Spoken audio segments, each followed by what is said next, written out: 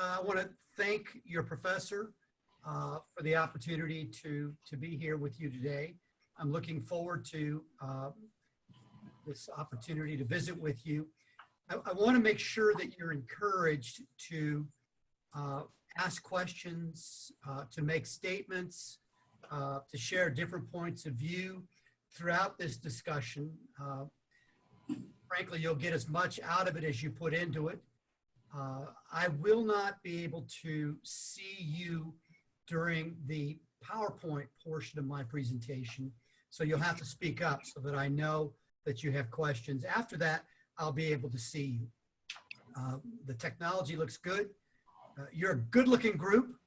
Looks like everybody's bright and ready to go. I'm going to warn you ahead of time that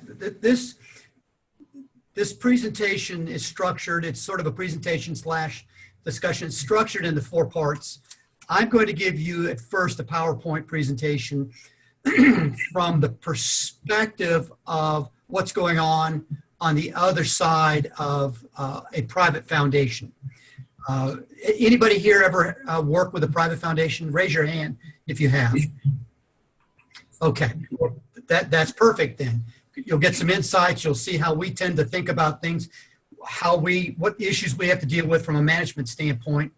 And then after that, you all were kind enough to prepare questions, and we'll talk about your questions. And as we have that conversation about your questions, I will read your question, make sure I understand it correctly. I have some prepared responses just to make sure that that I don't lose sight of what it is I think you're asking. But it's entirely possible that either I don't understand your question sufficiently, or your question maybe has morphed into something more than what was actually on the paper. And so feel free to add to the questions and to push back for better and more thorough explanation. Then we're going to transition and talk a little bit about a draft article that I have coming out in Philanthropy Magazine next month. The draft that you have is actually a bigger article than what will actually end up in Philanthropy Magazine. They have a tendency to like to reduce volume and save space, and so they've done that a little bit on my article, which is based on research that I did at Oklahoma State University on private foundations. And then I've been asked to speak also about my experience in nonprofit organizations with governmental funding. So your professor was kind enough to share with me the syllabus for this course. I have to tell you, I'm a little jealous. I've had a long career in nonprofits, for-profits, and in philanthropy. I didn't get the benefit of a course like this, and this is a pretty comprehensive review of grantsmanship-related kinds of issues. I wish I'd had the benefit of that before I started my career. I might actually be in a different place than I am today had I had that kind of introduction. But what I was going to warn you about is that I have a bit of a perverse sense of humor. I like to have fun with everything that I do. So in my PowerPoint presentation, I've humored myself with 3 videos that are very short, that just sort of, for me, are kind of fun. And I hope you have fun as well. And if I miss an opportunity for you to have fun, stop me, and let's make sure that that this is as fun as it is, hopefully informational. So any questions about any of that before we get started? All right. Then we're going to start with the PowerPoint presentation, and I'm going to disappear. Let's make sure that the PowerPoint presentation shows up. All right. There you go. Okay. So again, this presentation is only on private foundations and the experience of what's involved in managing a private foundation, some of the issues that we have to deal with. Truthfully, as grant seekers, as you are, the question has to be, how difficult can it be to give money away, right? certainly seems like the challenge is more on your side, writing grant requests, than it is on my side for being able to respond to those requests. Would you agree with that? All right. So this is what you might be thinking that it might look like in terms of what a day in the work of a private foundation executive might look like. Hey, give us a hand here. All right, sir. Work.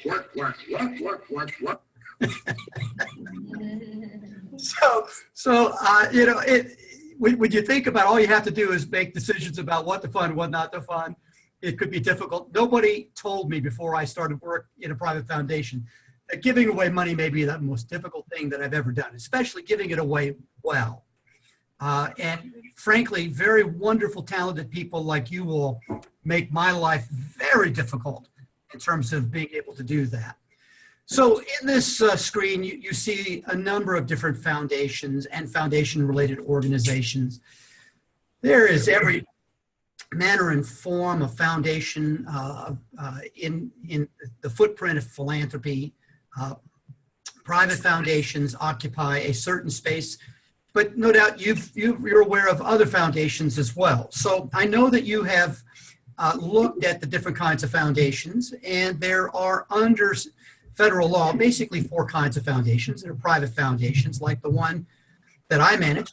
Frankly, what we hear an awful lot about are foundations like the Bill and Melinda Gates Foundation, an incredible organization.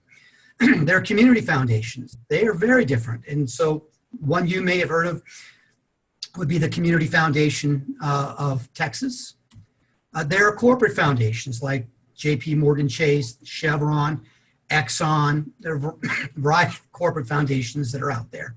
And then there are public foundations, which right now are a little bit in the news because the proposed federal budget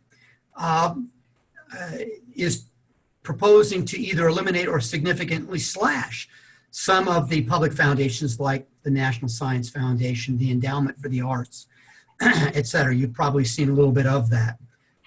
What's really freaky to me is to watch that discussion take place and note that the director of OMB, Mulvaney, who's promoting a lot of this, is a former classmate of mine.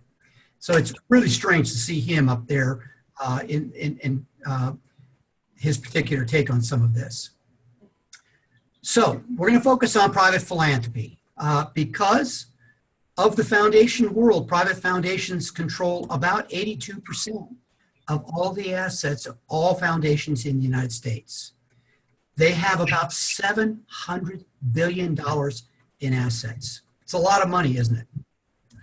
They distribute around $35 billion each year to people like you to do charitable work. Okay? It's going to get even bigger because we're expecting a $25 trillion transfer of wealth over the next 50 years that will go into philanthropy in different forms, and a big portion of that may go into private foundations, resulting in a growth of somewhere between 20 and 50 times the size of what private foundation assets are today. So what do private foundations focus on? They tend to focus on education. I was very involved with a group called Grantmakers for Education, which is comprised of 300 private foundations who make grants just in the education arena.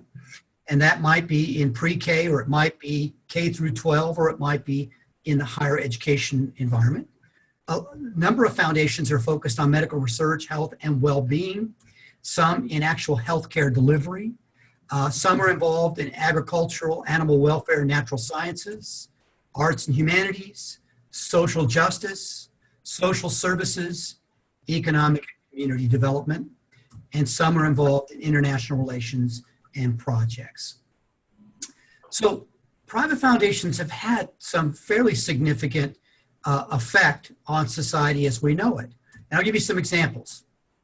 The Carnegie Foundation is essentially responsible for much of the current approach in the teaching arts, how teachers teach, what pedagogy they use. A lot of that came from early work from the Carnegie Foundation. Rockefeller was responsible for eradicating hookworm in Mexico. The Gates Foundation has been very successful in its global health initiative. And, we have seen things like Ebola disappear from the world news, not because Ebola has disappeared, but because folks like the Gates Foundation have been so successful at being able to mitigate some of the issues related to diseases like Ebola. Collectively, foundations have participated in almost eradicating polio. We actually got it down to 1 or 2 countries. Unfortunately, we have a little bit of comeback right now because of some relaxation around public health related kinds of issues. But still, polio is on the ropes, and largely because of support from private foundations. Now, that said, private foundations can be kind of confusing. They have a language of their own. I don't know if you've experienced any of this yet, but every now and then I'll sit in a room of other people from private foundations, and they'll talk for 15 or 20 minutes, and I'll shake my head, having done this for 22 years, and wonder, what the heck did they just say? Let me give you an example of what that could look like. And I've called the SWOT meeting to look at our Q4 GAAP numbers to see where they compare with Q2 and whether we're hitting our EPS targets, probably post Sarbanes-Oxley. Viv, can I take that ball and run with it? Because I think... So, private foundations have their own vocabulary, and if you don't know that vocabulary, they're going to leave you behind, and so it's probably a good thing to learn. So let's spend just a minute on some of the high points of foundation vocabulary. Project sustainability is something you're going to hear an awful lot about. Essentially, what private foundations are looking for when they're talking about project sustainability is when you propose a project you want them to fund, they're wondering, how does it continue after their funding ends? One of the things that's important to understand about private foundations is that we're a fickle lot. My own research suggests that we have a tendency to be very nimble, very flexible, that we tend to change.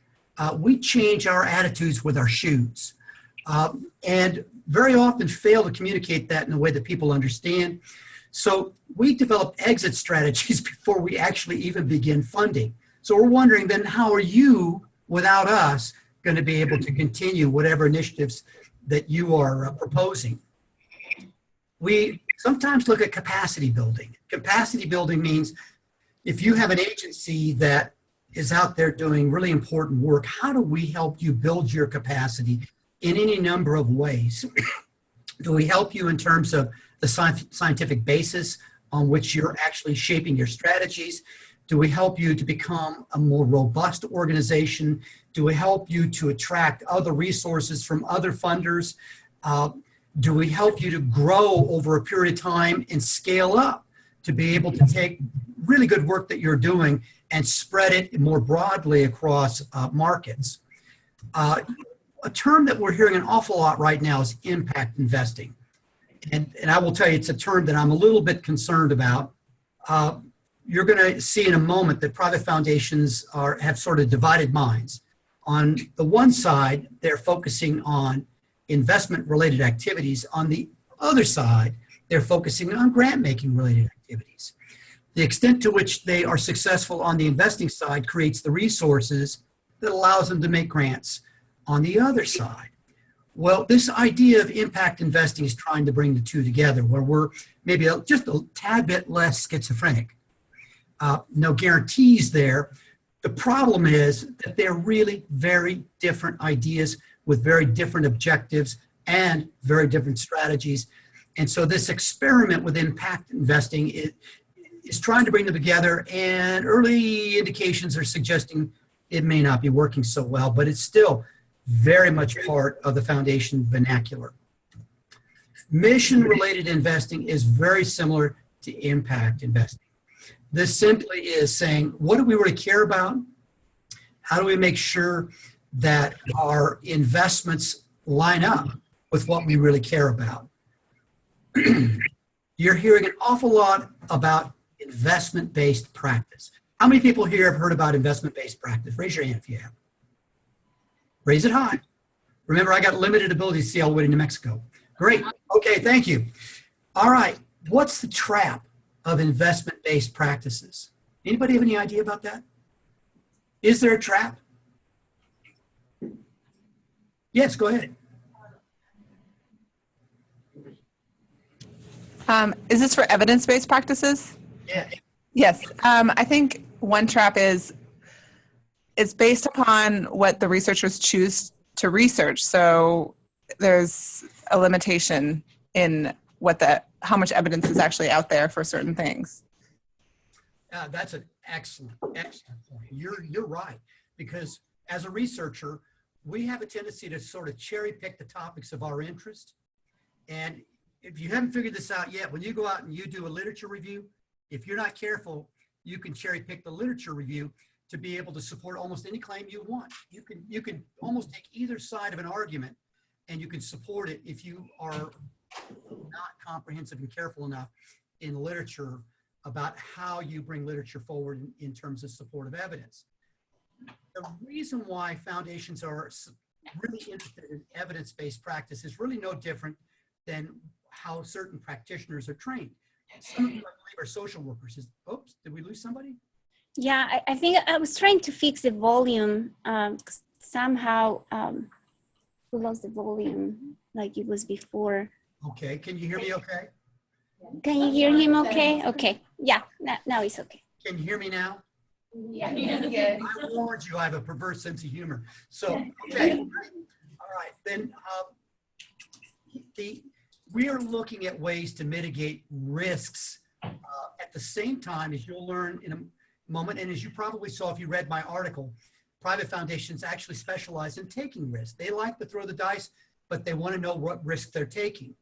If you are following evidence-based practices in terms of how you shape your strategies, presumably you reduce risks of uncertainty, which means that we have a better likelihood of achieving the outcomes that we're seeking. Here's the problem. The problem is evidence-based practice is all based on history. There's really no way to innovate if you're following evidence-based practice, because it's based on research that already occurred. And we know that innovation is about looking toward the future, right? So when you're talking with private foundations, you really need to be careful as you develop proposals about helping them understand whether you are using evidence to support your strategies or whether you're seeking to innovate, you're experimenting. That is to say that you are breaking the mold from evidence-based approaches with the idea of trying to do something new and different. There's a wonderful article that came out in the Stanford Social Innovation series talking about let's move from evidence-based practices to evidence-informed.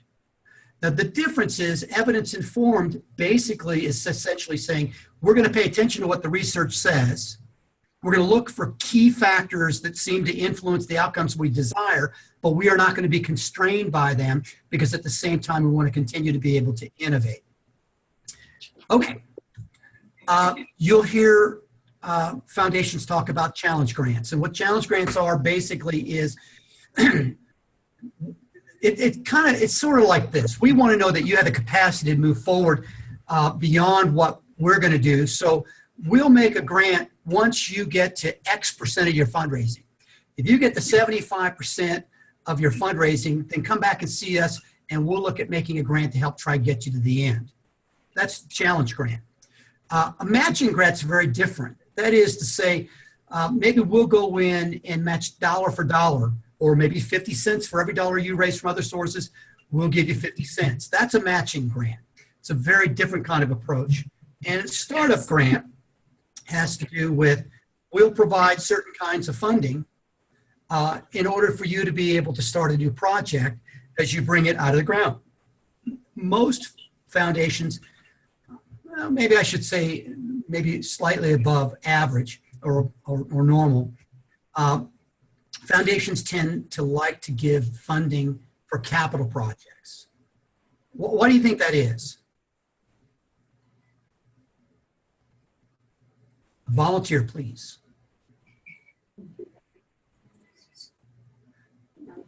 A capital project versus an operating project presents the opportunity for a private foundation to be able to not create dependence on it. Remember I said earlier that private foundations often are looking for an exit strategy before they actually make their first grant? When they make grants for operating funds, they are perpetuating dependency on them by definition. If they make a capital grant to build a building, to buy a vehicle, to buy computers, to put some kind of physical structure in place, usually does not create undue dependence on a perpetual basis for foundations. However, in project startup, a lot of foundations are much more open to the idea of providing operating support than they are in terms of the long-term ongoing relationship with those organizations. Interestingly enough, if you survey grantees, what they are most critical about private foundations of is just this issue. They say, we need operating support. We don't need to be able to create a new project. And yet private foundations tend not to want to provide operating support because they want the freedom to be able to innovate, to be able to support new ideas. And if they encourage dependence upon them, then they evaporate whatever bandwidth they have for being able to support new ideas, new projects. So the last item under vocational vocabulary that I'll review this morning is a planning grant. How many people have ever heard of a planning grant? All right. What a planning grant is about is you have an idea. The idea has not yet been percolated. As I understand it from reviewing the syllabus for this course, you are developing project ideas all the way through the course. It's a pretty wonderful idea. What if you actually had the ability to go to a foundation and get a grant to fund the costs that you had to get the experts to be able to access data, maybe to fund your time, to actually plan a project that you would come back and later propose? Wouldn't that be pretty cool? Well, some foundations do that. And so as you are prospecting foundations that you might present proposals to, you might pay attention to whether or not they fund planning grants. Any questions about any of those terms that tend to be foundation specific? Okay, so. Excuse me, Dr. Reid. Well, one thing that I wanted to add is that that's something that we always see on the books, right, in theory. And that's why I thank you so much, Dr. Reid, for this overview, because sometimes you just read things on books, but you actually listening from someone like Dr. Reid, it makes a lot of sense and it means a lot. So one of the things that whenever we are researching for foundations, one of the important things is to look at what they're giving the money for, right? That's why we have to do a very deep research on that. Do you agree, Dr. Reid? Absolutely. Yeah, you don't want to ask for a grant without knowing what are the criteria. People who solicit funds for a living are called development professionals.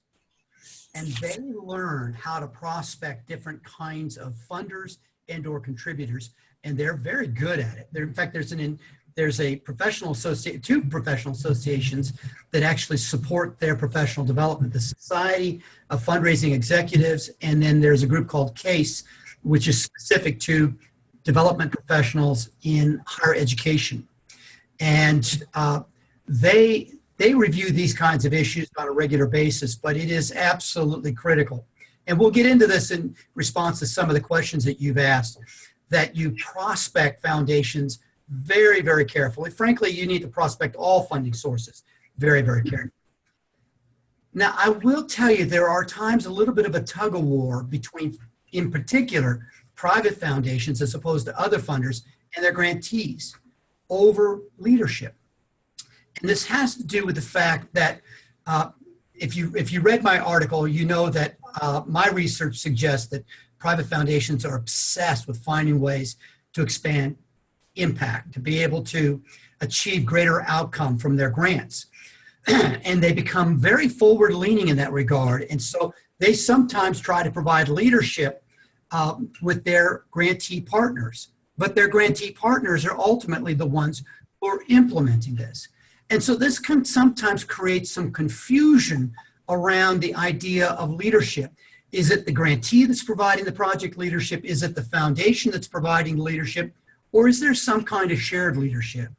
But lack of understanding about how all of this works can really become problematic with regard to how you finesse your relationship with foundations. And it can look an awful lot like this. I'm going to volunteer my leadership to this platoon. An army without leaders is like a foot without a big toe. And Sergeant Holka isn't always going to be there to be that big toe for him.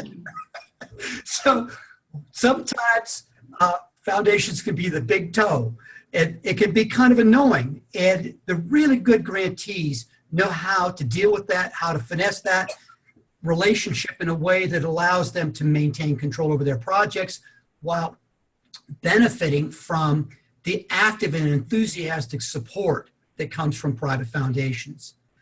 So foundations have to really be concerned about whether they're leading from behind or they're leading from out front. So one of the things that's important to recognize is that foundations have to account for the support they provide to many different organizations. They want to know how they can influence the prospects for the desired outcomes. They're accountable to their boards. They're accountable to the IRS for being able to show the efforts that they have executed in trying to assure that the funds that they have made available have been used prudently in a way that ultimately are beneficial to society. So what assets do foundations have beyond just grant making to be able to help this happen?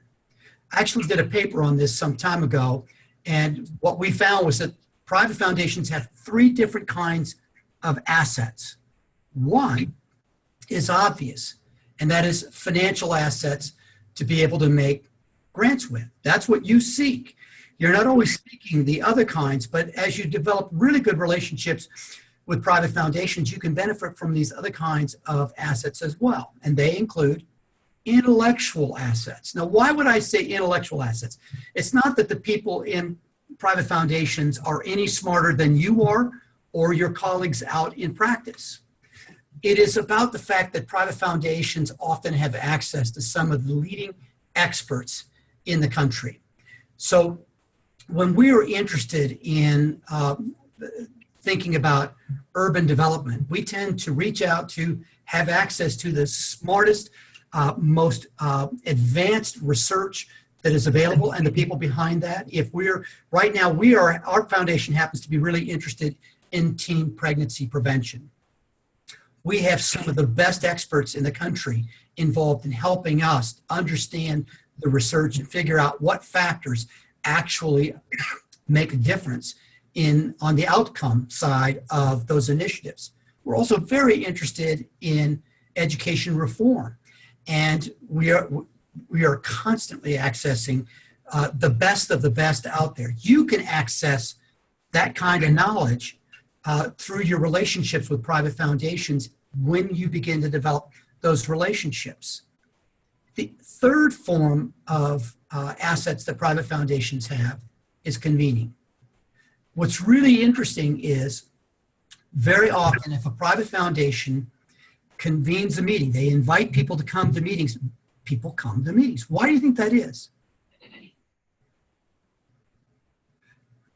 So there's a saying, why do people rob banks? Because that's where the money is. Doesn't do you any good to rob the ice cream salesman, right? You're not going to get very wealthy doing that. If you're going to be a good thief, you better go rob banks. That's where you get the money, right? Same thing is true with foundations. You go where the gold is. So when they invite people to meetings, people tend to come. Grantees who develop really good relationships with private foundations learn how to utilize that convening authority that foundations have so that they actually have the foundations provide the invitations to bring people together in a way that can be beneficial to what you're trying to do. So just keep that in mind. Those are a couple different forms of capital, if you will, that foundations have in addition to financial capital for making grants. So last comment on this idea of leading from behind or out front. Some foundations support advocacy. They are, however, pretty tightly restricted in this area, more so than any other kind of nonprofit entity. You're going to find out through the course of this discussion that private foundations are actually treated very differently under the tax law than other nonprofits, including other funding organizations. This is one area. I actually cannot go speak to a legislature, state legislature, or to Congress. I can't go do that. I'm prohibited by law. Even though I may have freedom of speech under the Constitution, as when I'm wearing my foundation hat, Congress was so concerned about disparate potential for influence by organizations that have a lot of funding, just given some of the things I just mentioned a moment ago. If you have a lot of assets, unless of course you're a lobbyist, in which case we know if you're a lobbyist, you can have untethered access to Congress, right? And to the legislatures. But if you happen to be a charitable organization with a lot of assets, they don't want you to have that kind of influence. So the only way that I can actually make testimony to an elected body is if I have an actual written request detailing very specifically what I'm being asked to testify on. And under those circumstances, I then can do that. You will see in a lot of foundation grant contracts, if you get a grant, you more than likely will get a grant contract that will actually document the way that grant will work. It will have a requirement in there that you will not utilize those funds for the purpose of trying to influence legislation. That's advocacy. If, however, we give you a grant and we don't tie it to that activity, and you then utilize that as a public charity, you could actually go and you could pursue with foundation funds advocacy, but we could not know about it. Kind of interesting, isn't it? Okay, so core foundation functions. I alluded to this a little earlier. Private foundations are endowed organizations. They typically have 1 or 2 episodes of funding, which will come in various forms. Sometimes it's as a result of the death of an individual, or sometimes somebody like Bill Gates decides, you know what, I'm not going to wait till I die. I'm going to go ahead and I'm going to fund this foundation, and I want to have some fun doing this work. And then you can have somebody like Warren Buffett who says, well, here's a few more $1 billion, see what you can do. That's very unusual, but it does happen. They have to be very careful about how they invest these assets. So let me give you an example of the foundation that I manage. The foundation that I manage is the largest private foundation in the state of New Mexico. We don't have large foundations like you do in Texas, or specifically like you do in Houston. I'm sure you're familiar with the Houston Endowment. That's a pretty big foundation. We have about $250 million in assets. We were funded in two different episodes, a total of $14 million in 1987, 78 and 87, $14 million. Since then, we've given away about $175 million, and we have $250 million left. So where did the rest of the money come from? The rest of the money came from taking these funds and investing them and generating a rate of return off of those investments. That's pretty amazing when you think about $14 million, give away $175 million, and still have $250 million left. That's a lot of money from $14 million, isn't it? Yeah. So foundations have to pay very close attention. And in fact, if they don't pay very close attention to the investment of their assets, their board and their key managers can be fined financially individually by the IRS and prosecuted by their state attorney general. So they have very specific obligations, a duty, if you will, with respect to their fiduciary responsibilities on the investment side. They also manage grant activities. If they didn't manage grant activities, you wouldn't have this class, right? So they have to have the ability to respond to having really bright people getting really good training and coming out and making requests of them. There are routine governance and operational issues that require management, and they have to constantly think about, as a group of funders, how do they think about risk? Because you can't do investments without taking risks, right? And you can't make innovative grants without taking risk. So they are constantly thinking about risk and how they manage risk.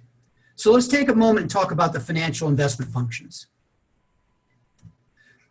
There's an awful lot of investment planning that goes on inside of a foundation. In our foundation, we develop what we call, we have a very detailed investment policy that allocates funds between different asset classes like small stocks, mid-cap stocks, large stocks, international stocks, growth stocks, value stocks, real assets versus derivatives. There are a variety of things that we have to look at. We have to oversee all of that, and we have to measure performance with the objective of achieving alpha performance. Alpha performance is the difference between the actual performance of a foundation and what the broader market index, like maybe the S&P, has been.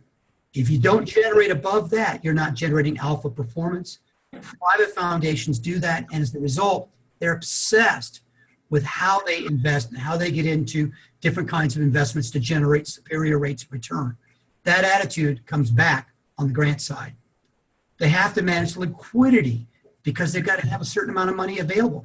We just made a $27.5 million grant. And over the next 18 months, that $27.5 million is going to get pulled down. Well, like most foundations, we tend to stay 98 to 99% invested.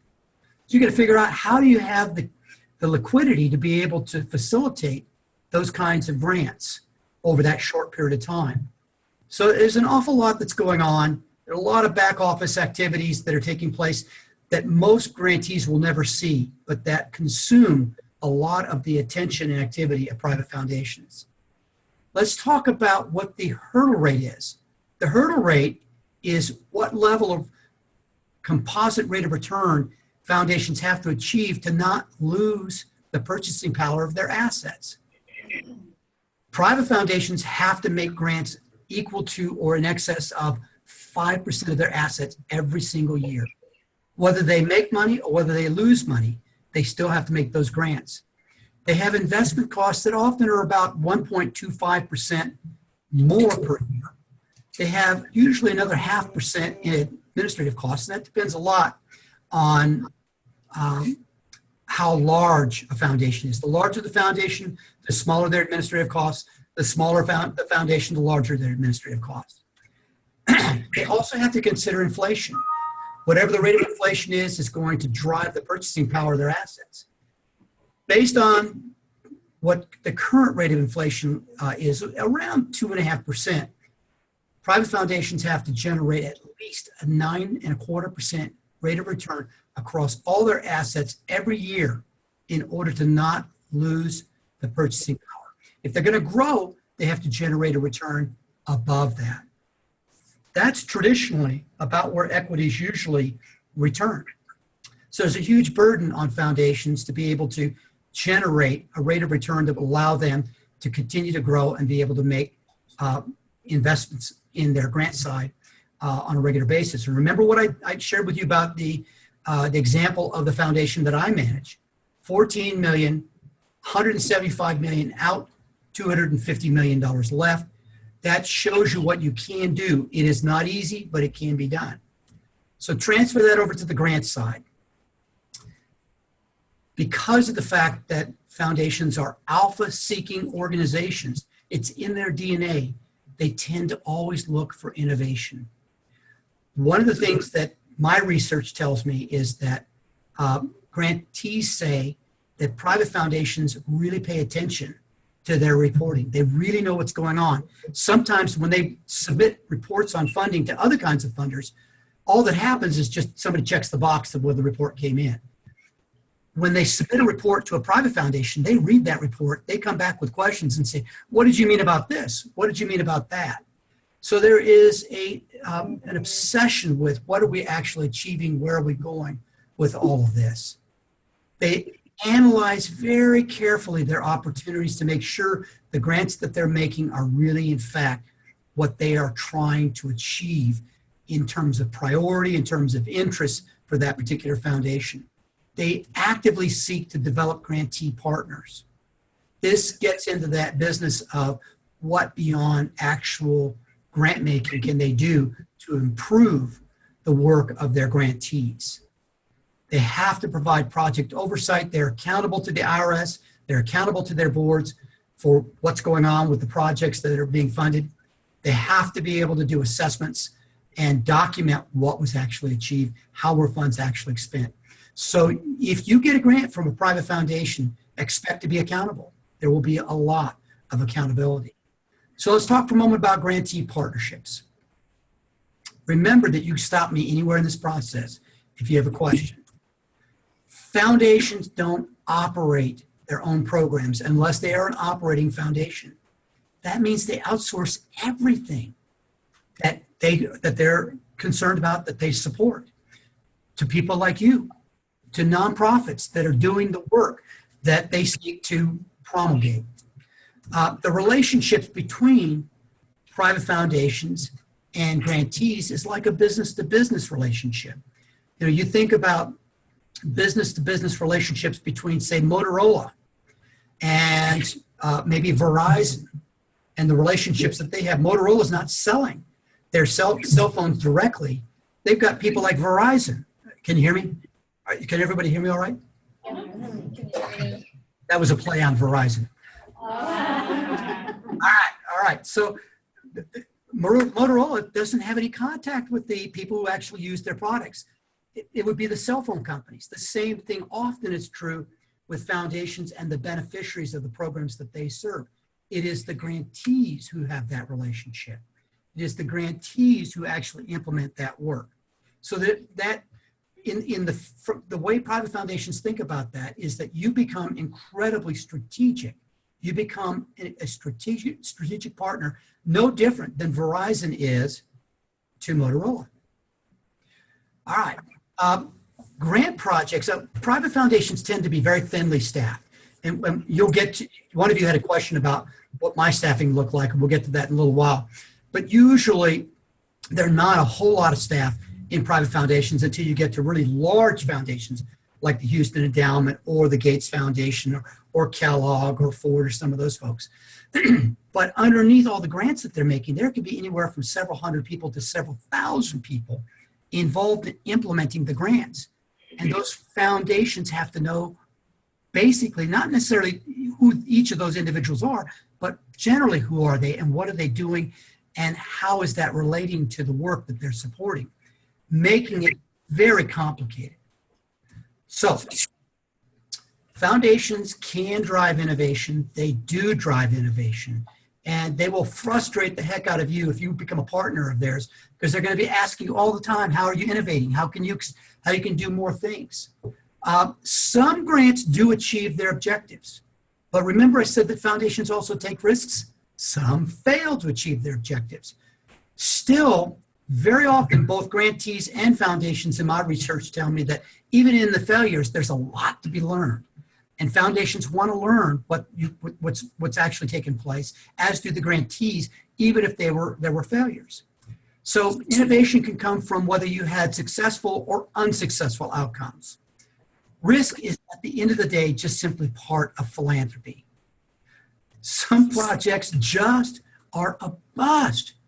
So I'm going to show you another video clip that is analogous to, foundations sometimes go to places and risk that other funders just won't go. But sometimes we have some pretty embarrassing outcomes as a result of that. Take a look at this. Said, hurry up and take a picture because the policemen are coming. And here we're watching this. The cameraman just happened to be shooting this, and all of a sudden,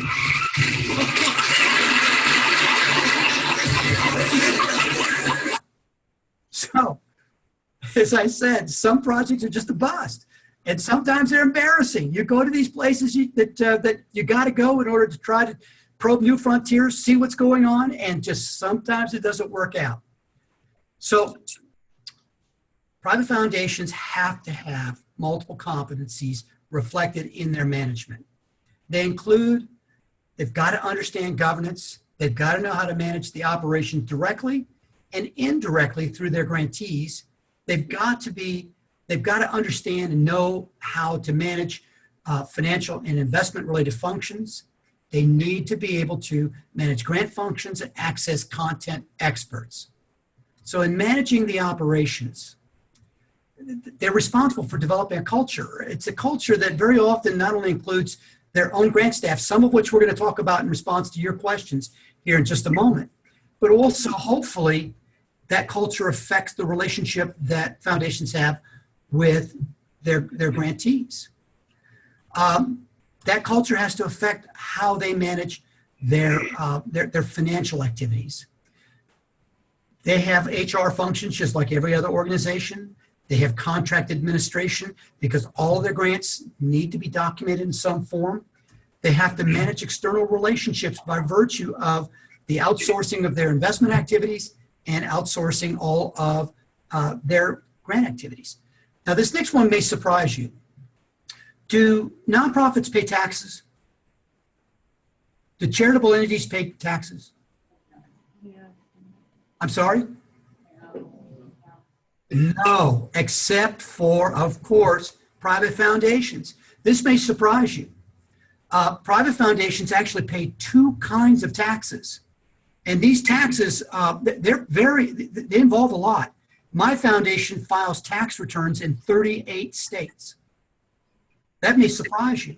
38 states. I've got an entire accounting staff that just keeps up with all of these filings. We pay an excise tax on all of the investment gains that come from our investment program of either 2% or 1%, which is actually intended to fund the IRS's monitoring of our own activity. How many people remember the story of the kid that was sent out to find a stick so he could be beat with? That's an awful lot like having to pay the taxes that fund the people who come and give you a hard time, right? So that's what we have to deal with. But there are certain circumstances under which some of our earnings are characterized as unrelated business income. And unrelated business income is taxed for nonprofits at the exact same rate as corporate income taxes. So we pay 35% marginal tax rates to the federal government, and then whatever the state marginal tax rate is in the state in which it actually occurred. One year, I had $1 million surprise in the amount of taxes that were due. Surprise. Several months after the year had occurred. Because some of the investments that we were involved in hadn't reported yet that we had income that would fit under unrelated business income. I was in Canada when that happened, and my CFO called me, and that was a major problem for us. And we spent most of the rest of the year trying to get forgiveness from penalties and fines from 30 different states as a result of a surprise we had no control over. So private foundations, while they are private charitable entities, do pay taxes. In terms of our governance functions, we are like every organization in terms of the need to assure governance integrity. We've got to have oversight related to fiscal, investment, human resource, and grant policy related issues. We have to be able to support our decision-making and our practices. Why did we make those decisions? Why did we go down the particular path that we did? We're accountable to a board for that purpose. We're also responsible and accountable for our assessment, for our planning, for our evaluation, and for regulatory compliance. And there, as I'd already shared with you, there are some very peculiar requirements from a regulatory standpoint on private foundations that do not exist on any other charitable organization under the tax code. So that completes the front end of this presentation, giving you some insight into the private foundation world. You've learned that foundations can be kind of complex organizations, that they have to split their attention between generating financial and social returns, right? That innovation requires some level of risk. but hopefully some of it was not too boring and a little entertaining. So that is that part. And I am going to stop the share. That's great. So now I can see you in full screen. Wonderful. Yeah, Dr. Reid, we're going to take a 5 minutes break. Great. Because I want to give them your article printed and also prepare them for any other questions besides the one that you sent. Okay? Great. Take advantage of the 10 minutes. I will too, and then we'll respond to your questions.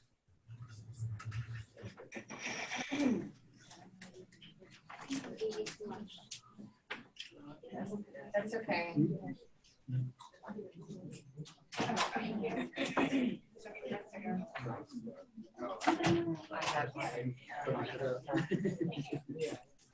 Thank you.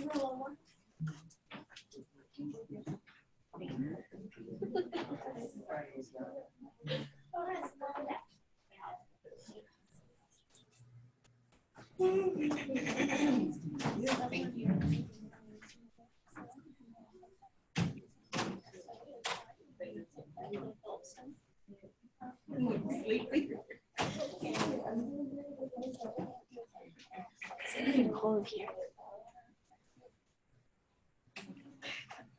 Are you enjoying it? A lot of information, but it's great.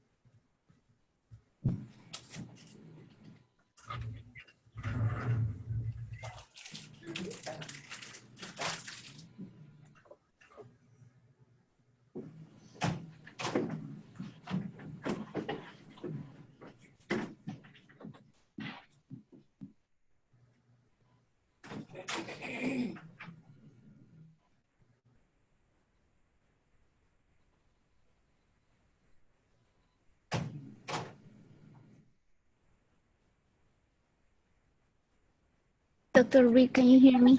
I can. Can you look at the other screen? Like if maybe you can move your video to the other monitor? Actually, Can you do that? yep. How's that? That's much better. Yeah.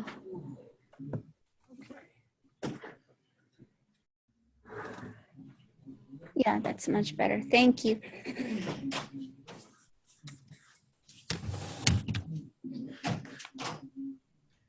So for those of you who are still in the class, how does New Mexico look from here? What did you say? How does New Mexico look from there? Good. Sunny? What? Yeah, it's sunny. That's right. But you don't see any Nice mountains. weather today. Now, there are no mountains in this part of the state. But the weather is beautiful. It's not humid there, right? Oh, no, it's beautiful outside. A little bit of breeze. This is when I would ordinarily be riding my bicycle. Mm-hmm. And it's probably the best day this year for riding a bicycle. Tomorrow, the winds are going to be about 25 miles. I'm probably going to go to Carlsbad and be blown back to Hobbs.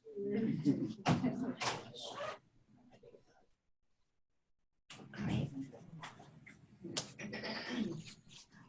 Okay. We're gonna wait for some to come back, okay? Yeah. I have the questions here too.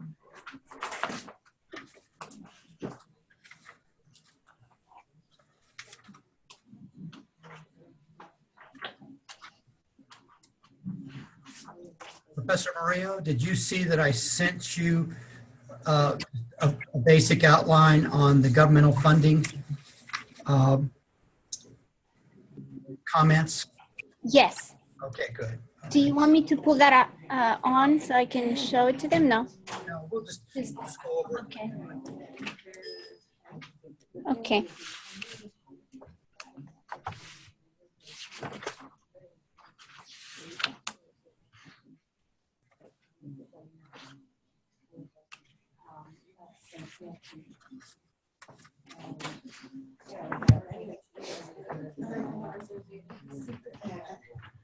He's just like,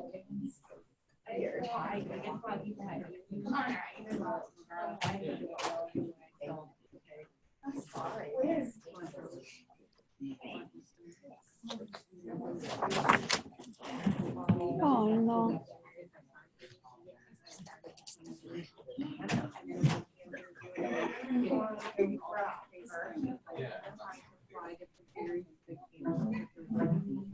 Are you okay? I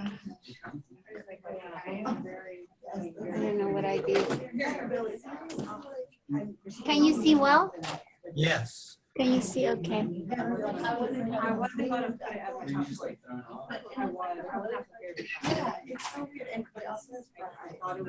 you have pizza today? Oh, you got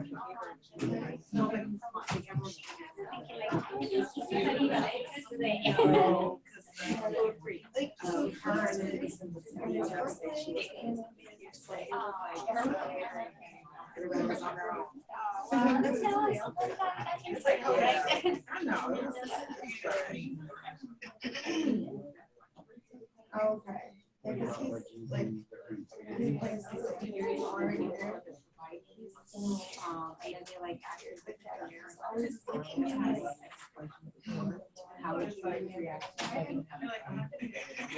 I know.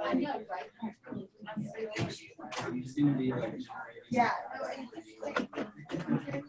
How are you doing? Pretty good.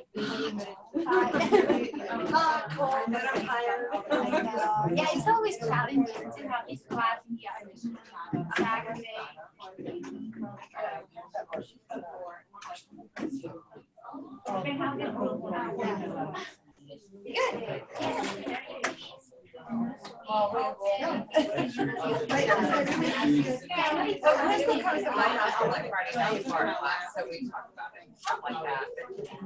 We've already talked in our classes coordinators and I try to, make sure everybody's got their time. We want to be completely done by April 22nd. And can we send you like individual sections? And get feedback? Yeah.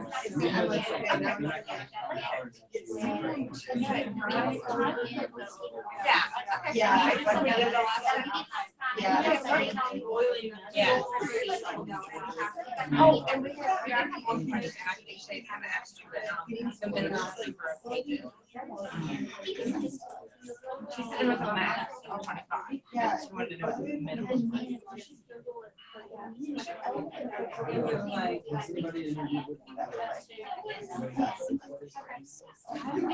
That sounds good. Yeah, 10 is good, but if you do more, that would be good. Okay, class, so thank you, Dr. Reid. Thank you for the break. We are ready for the questions. Before going through the questions that they sent through email, we're gonna go and have questions about the presentation right now. So go ahead and use your microphone if you have questions. For the presentation. No, for the presentation. Nothing at all about the presentation. Review. New questions, but It's very hard to have someone like Dr. Reid on a Saturday afternoon. Yeah, so we have to take advantage of it.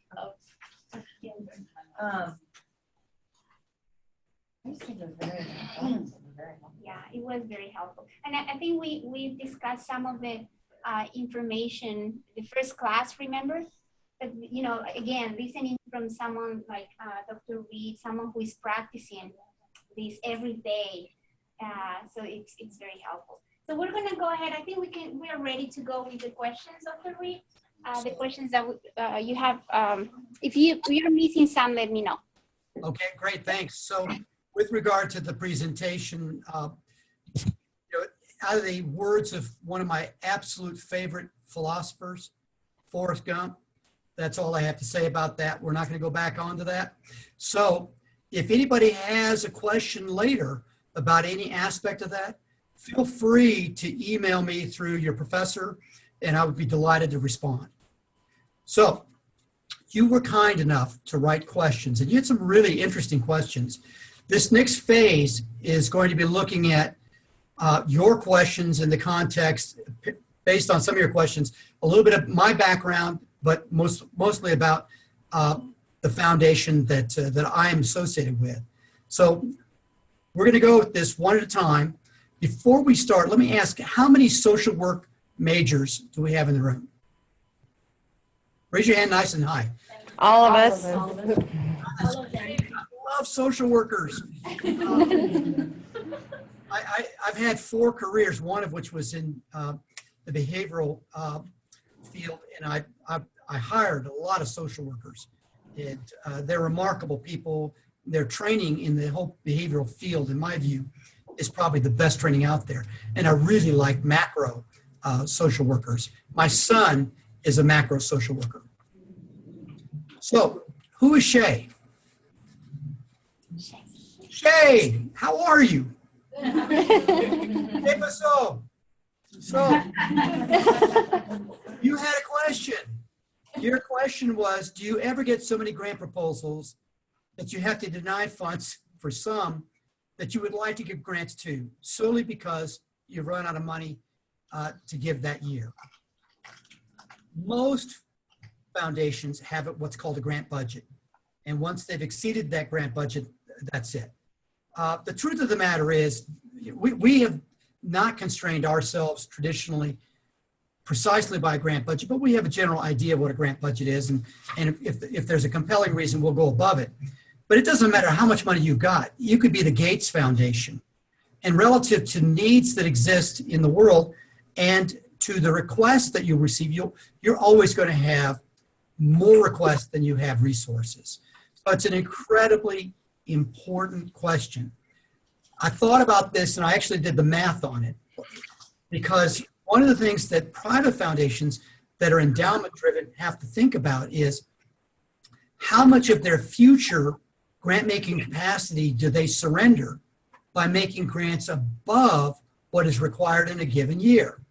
So if you looked at the normal return rate, and in one given year, you gave $100,000 more than was actually required, over a 30-year period of time, you would have lost $1.75 million in future grant-making capability for just a $100,000 variance. So the answer is, of course, yes. There are times where we would dearly love to be able to fund some projects, but to do so would do structural damage to our endowment, and we have to say no. One of probably the best known hedge fund manager in the country, if not in the world, came out to spend some time with us to see what we do. He's based in Boston. This guy he's incredible. And he wrote a book after he graduated from the Harvard Business School that I own a copy of. That book is out of print, and if you want to buy it today, it generally costs about $4,000. That's how much in demand he is. After he saw the work that we were supporting, he said, "Why don't you spend it all out? You're doing such important work. Why don't you spend it all out right now?" Because he felt that there was a moral duty to go ahead and just spend the money. And our response was, every day that goes by, we get smarter about how to spend our money. We get smarter about how to make more impact. If we spend it all right now, we forego all the future opportunity of being able to do things better. So there has to be some discipline in this regard. So Shay, you also asked, if so, how many are we forced to turn down in a given year? And the answer is, it varies for us very substantially. We might have a handful that we turn down, or we might have several dozen that we have to turn. It all depends on how many requests we have and what the competing opportunities are. You asked about whether we had any advice to give with regard to grant seeking, following guidelines, but what beyond that? And as I thought about it, my response was, based both on my experience, and I've been doing this for 22 years, but also on my research in philanthropy. Foundations are very difficult to access. You're going to find this out as you go out and you try to knock on the doors.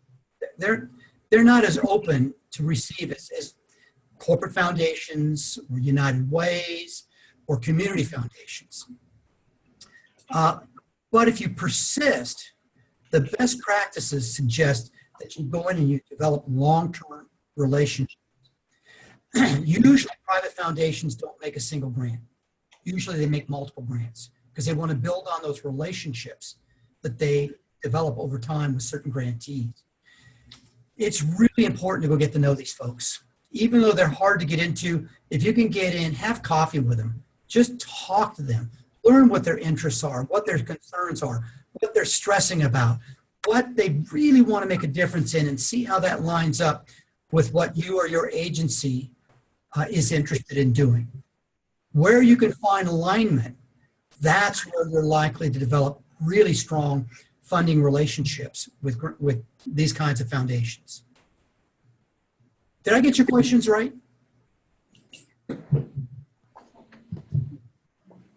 Yes, thank you very much. And is that responsive? Yes, thank you again. Okay, thank you. Thank you for your good questions. Crystal, who's Crystal? Crystal, you're in the front. You asked, and this is a continuing theme, so this will carry into some other questions as well. What things impress about proposals? And as I thought about it, I thought a compelling, well-supported needs statement. I know from looking at your syllabus that you've spent some time on that. That's really, really important. But also that the needs statement clearly corresponds to the proposed strategies, your proposed strategies. It's got to be coherence here. Succinctness, clarity, coherence go a long way. I get hit with these proposals that you've got to read 15, 20 pages before you find out what they're even asking for. That's not a good idea. Thinking about ways to be succinct, even if it is maybe a project summary at the beginning that hits the highlights, and then you have as an attachment more detail for the foundations who want to go into greater detail. If you can respect our time, if you could show the relationship between the need statement, your strategies, how you're moving forward with what you want to do, that will help us a lot. Evidence, I'm sorry, was there a question? Okay. Evidence of support from other funders can also enhance your credibility. Opportunities for leverage are really attractive to foundations. You know, it's no different in the investment world. If you have a private investment opportunity, investors want to see that other people want to invest, right? There's sort of a crowd mentality that begins to happen. If you can put together a pattern of support for an organization, then it's easier to attract other supporters as well. Everyone wants to know that what they're funding has staying power. So how do you demonstrate the potential? There's no guarantees in any of this, but how do you demonstrate the potential for sustainability in what you're doing? You asked also, when reading proposal, what catches my eye and causes me to continue to read. As I said earlier, it helps when there is a proposal up front. What that does is if it's really interesting and really captures my attention, it's an awful lot like an abstract for a paper that you write. I know you've all had to write papers. A really good abstract causes you to want to dig into the weeds and learn more about that. So that can be very, very helpful. It's very difficult when important details are buried in the body of a proposal. You asked if there are any big tips that we can give, that I can give, as you write proposals to make sure that you meet all the requirements.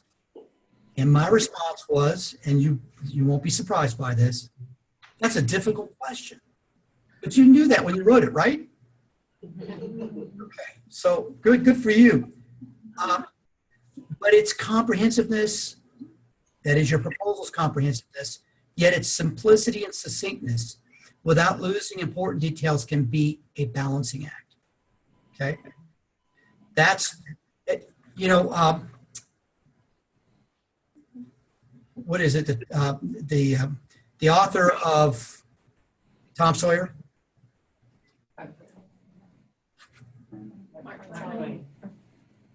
Said, he was asked, how long will your presentation take? And he said, that depends on how long I have to give it, before I have to give it. If I have to give it next week, it's going to take a half a day. If I have to give it next month, it'll take a half a day. If I have to give it 6 months from now, I can do it in an hour. Take your time, really work on this, boil it down to what are the really essential points. Be careful about excess language. If it's unnecessary language, it's going to get in the way of what you're trying to get across.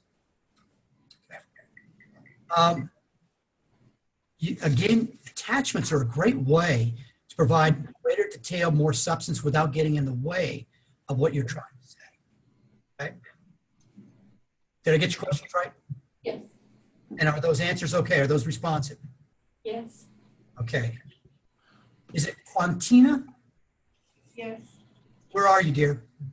I can't see you. It's on the other side. Yeah, it's on the other side. We cannot move the camera. I'm sorry. Quantina, can But you, you can move here. am I coming out in the middle just long enough for this?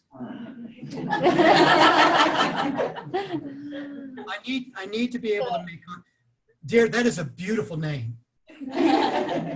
My son's name is Mallet, M-A-L-L-E-T. Yeah, I adopted him, and he had that name already. I gave him the opportunity to become Bob Jr., and he said, let me think about that. No.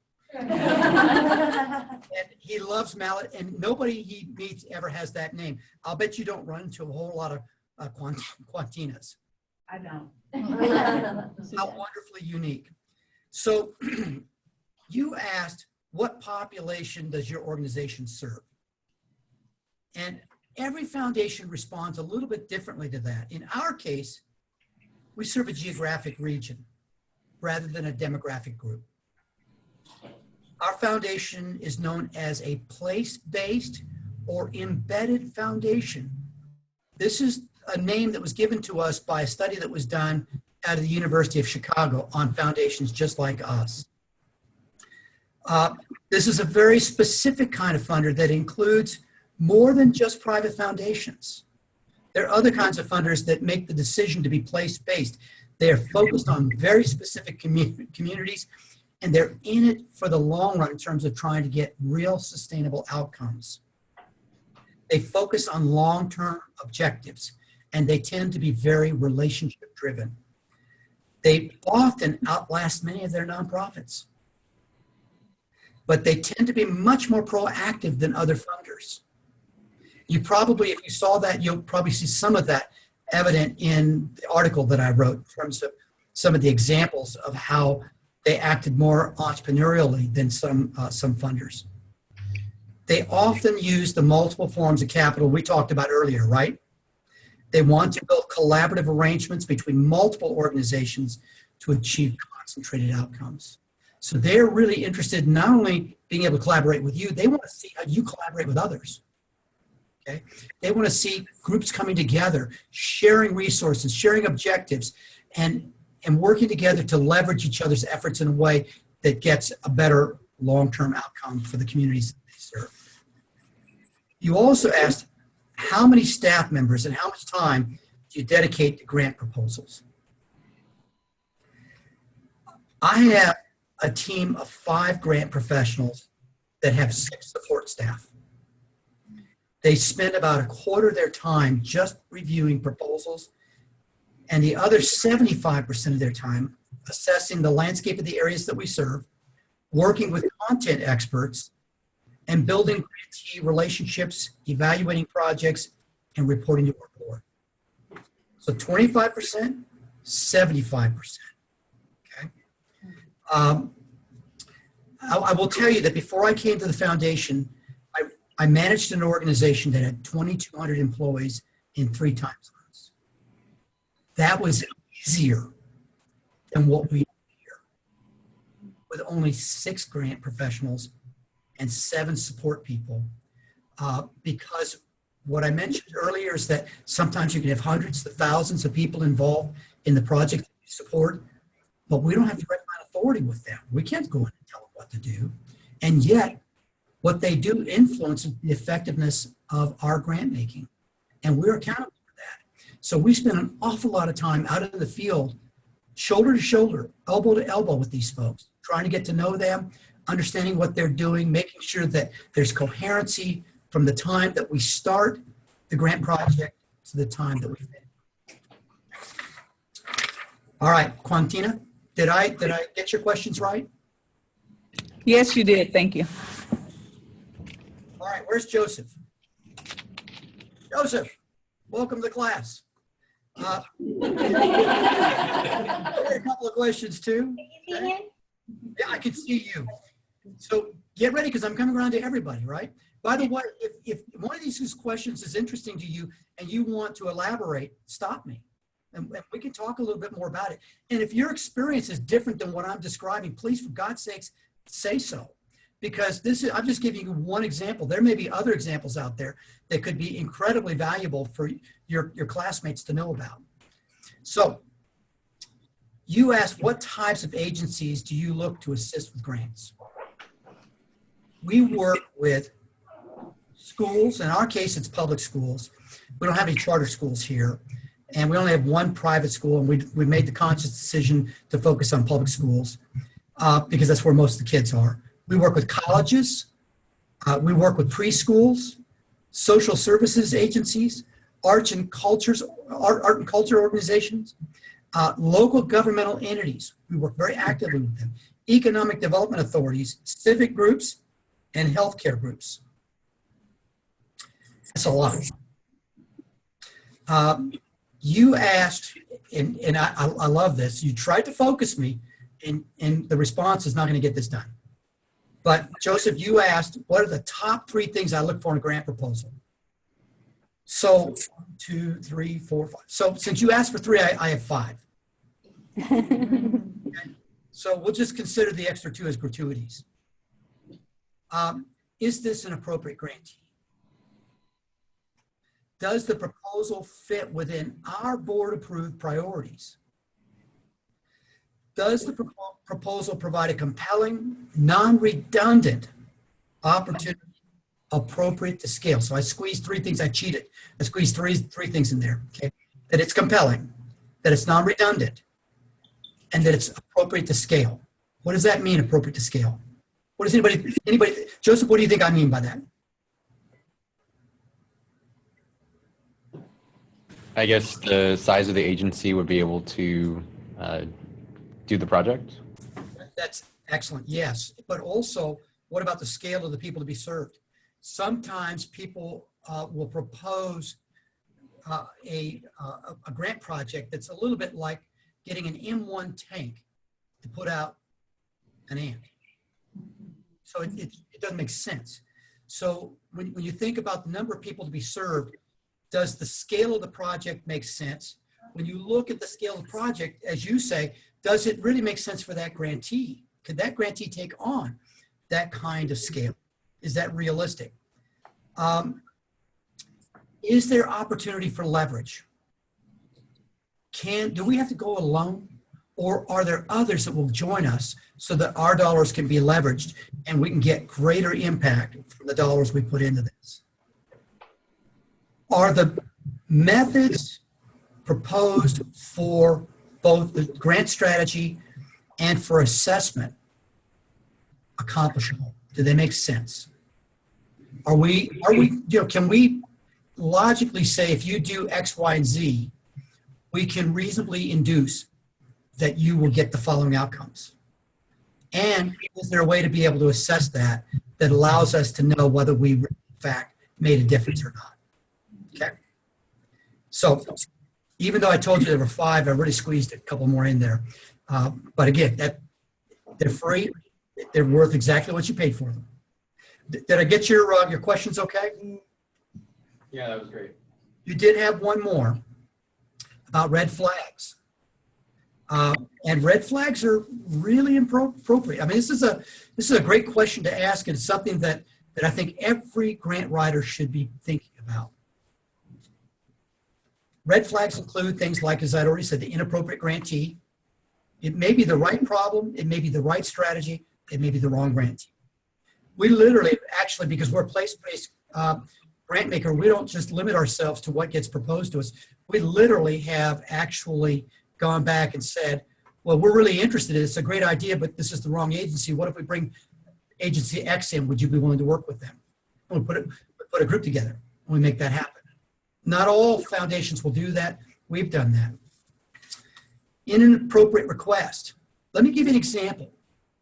An inappropriate request is not always that you've asked for too much. There are two kinds of inappropriate requests. Those requests that are way too much for what you're going to get and way too little. So I got a request once for, I think it was $17,000 to move an agency that provided treatment services for women with their children from one location to another. That's ridiculous. How can you move a treatment agency that's a residential agency with women and children from one place to another for $17,000? It doesn't make sense. So we actually went out, we did the investigation. I actually was the principal that led that particular project. And we ended up making a grant for $350,000 on a request that came in for $17,000. It was the only agency of its kind in the entire state of New Mexico where a woman didn't have to turn her back on her children in order to get treatment for substance abuse. It was too important to ignore. It was a great idea. It was a wrong idea in terms of how to proceed. And where they were going to go would have moved the kids too far away from schools and too far away from medical providers. So we ended up finding a place for them that was a former 10,000 square foot restaurant that we were able to rebuild into a treatment facility that was right next to a school and right next to a hospital. It was just perfect. Only an embedded funder is likely to do that. So if you find an embedded funder, they might have an appetite for working with you and developing the idea. Another grant maker organization probably would have just simply just crossed you off. Yeah, Dr. Reid, I was gonna say that because that really shows a lack of research. Like, you know, the agency didn't do the right research to come up with the right amount and present a, you know, feasible budget. Would that be a turn off for other foundations? What else did you see that it was valuable to fund it and to fund even more than what's reflected? That's a great question. And let me tell you that agency was located 70 miles away from my office. So each visit was a 140-mile drive. It was not impressive that not only was this a not well-researched proposal, but I made an appointment with the executive director to go meet with her. She stood me up. 140-mile round trip, she stood me up. But given that I'm persistent, I made another appointment. Guess what she did on the second appointment? She stood me up. 280 miles round trip driving, and she's standing me up, and I can't get square one. So this is a really interesting example because this will tell you about how a place-based funder thinks. I came back to my board, and I told my board, I said, listen, the board of directors of this agency and this executive director are total flakes. That's exactly how I said it. They are total flakes. I don't think they will survive. But this agency is really important, and the staff that is doing the work is doing an incredible job. And I think if we can get them into an impressive facility, when they fail, we can keep this program state funded, but under a different agency. All right. So my board took that risk. I told you we take risks. Okay. But guess how we took the risk, how we mitigated the risk? Instead of making this as a traditional grant, we made this a construction loan and 0% mortgage. So that is to say, we put a lien on the property. And we acted more like a bank, not making them make any payments because we knew they were going to fail. And guess what they did? 2 years later, they failed. And we were able to move the facility to a different agency without one woman client having to move out. It was an incredibly successful strategy born out of a willingness to take risk. But in this case, the agency, the work it was doing was incredibly compelling. They were doing great work, not good work, great work. They had the wrong executive director and the wrong board. And at the end of the day, because of the way we made the grant, we were able to get the right agency leadership and governance in place. Pretty unusual, and you probably won't hear a lot of stories like that. There is always the possibility of what's called private inurement under the code. That is to say, where somebody proposes something that's not legal, okay, that they're going to get a personal benefit out of it instead of going to the benefit of the agency. That would be a red flag. Duplication of service is a red flag. Territorialism or silo orientation is a red flag. If there's another agency or more agencies out there doing work in the area you're proposing, and you're not involving them in some effective way, that suggests that you've got a turf problem. And private foundations and other funders don't like to fund turf problems. A lack of leverage, if we're not seeing funding from other sources, is a red flag. A mismatch between, as we said earlier, the request and the scale of the need or the scale of the agency, or too much overhead. There's another factor called the OPM factor. You know what OPM is? Other people's money. I'd never do that with my money, but with your money, I'd be happy to do that. So foundations are on guard against that, right? That you'd ask us to do something you'd never do with your money, but as long as it's free money, we'll do it that way, right? So foundations look at that very carefully. An excessive proposal that's poorly organized, lacking in clarity, those are the red flags. Is that sufficiently responsive? Yes, thank you. Bianca. Where's Bianca? There you are. Bianca, you asked to date, how much is your agency granted in funds to organizations? Truthfully, I said 175 million earlier, but that didn't include our latest grant. So we're now over $200 million that we've actually put out. You also asked, do you have any ongoing or follow-up grant projects that we have funded in the past? And I counted off several. One project that started before I got here 22 years ago that we have never stopped monitoring.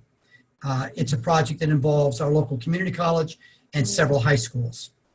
Another one is where we brought a whole bunch of libraries together electronically, and they are cooperating and providing electronically really robust library resources in very small communities. We have beautification initiatives. We have educational initiatives, youth and senior projects that are very large, long-standing projects, and we monitor them indefinitely. You also asked what made your agency interested in becoming a grant funder. Well, in our case, we are automatically grant funder by the category under charitable organizations in the Internal Revenue Service Code that we qualified for. So that is our purpose. We're a grant-making organization. You asked how we score grant proposals. I have to tell you that we're a little different than some. We don't have a formal scoring system. Ours is much more dynamic, and we're willing to do things out of the box that some funders might not be willing to do. But that's a really good question, Bianca. And it's the kind of question that you should ask a funder. And if they have a scoring system, they should be willing to share that with you. Okay? Was that responsive to your questions? Yes, sir. Thank you. Matthew, where are you? Right next to Bianca. Okay. Hey, Matthew. Good afternoon. How's it going? It's going great, man, so far. But I hope it's going okay for you too. You asked what are our foundation's interests, and just in a nutshell: education, community development, social services, arts and culture, and healthcare.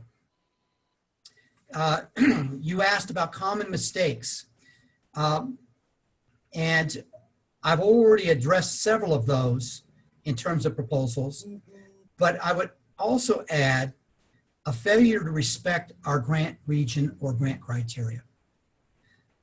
One of the things that happens is that, and I hate it when this happens, and I got to tell you, this is like fingernails on a chalkboard.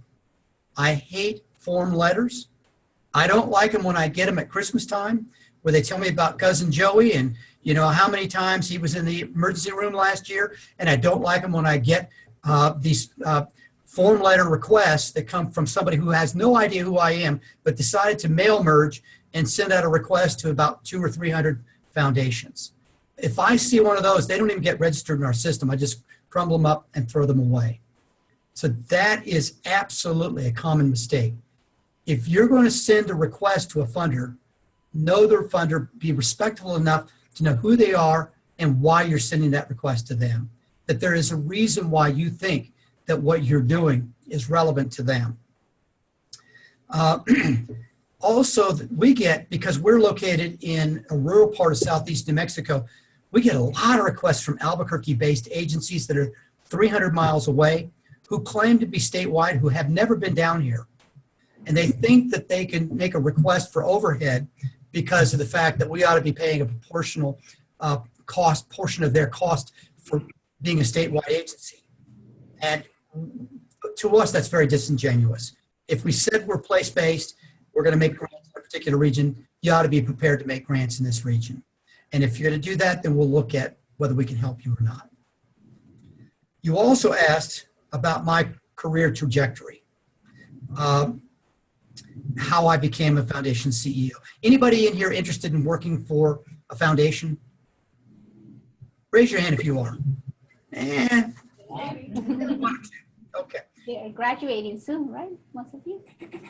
It's very hard to actually get on with a foundation because there's no actual trajectory for this. I started my career working in a state hospital, and I hope nobody's eating right now, but cleaning bedpans. That's how my career got started. So you don't get lower than I started in my career. And I went from there to working for a nonprofit that worked in Skid Row, Los Angeles. We were working with mission agencies. We had a national grant, and that was pretty stinky too, but I really loved those guys. Those men and women were really pretty wonderful. Short period of time after that, I got an opportunity to become a CEO of a nonprofit. And I was 24 years old. And so I took over that nonprofit and spent 2 years there building it up. And then I had the opportunity to develop the largest nonprofit of its kind in Northern California, and left and went to the Bay Area and developed that at 26 years of age, a very controversial agency that made the national news, made lots of news throughout the Bay Area of California on a regular basis. I often, when I came out of my office, I'd have the media waiting for me because it was a very controversial agency, just because of shifting political winds. From that, I ended up becoming a hospital administrator and developing a career as a turnaround person in healthcare. Do you know how somebody gets to be a turnaround expert? It's because you're not good enough to get a hospital that's actually good. You always get the ones that nobody else will go to, and you're forced to find a way to be able to turn them around, and so you become a turnaround expert, right?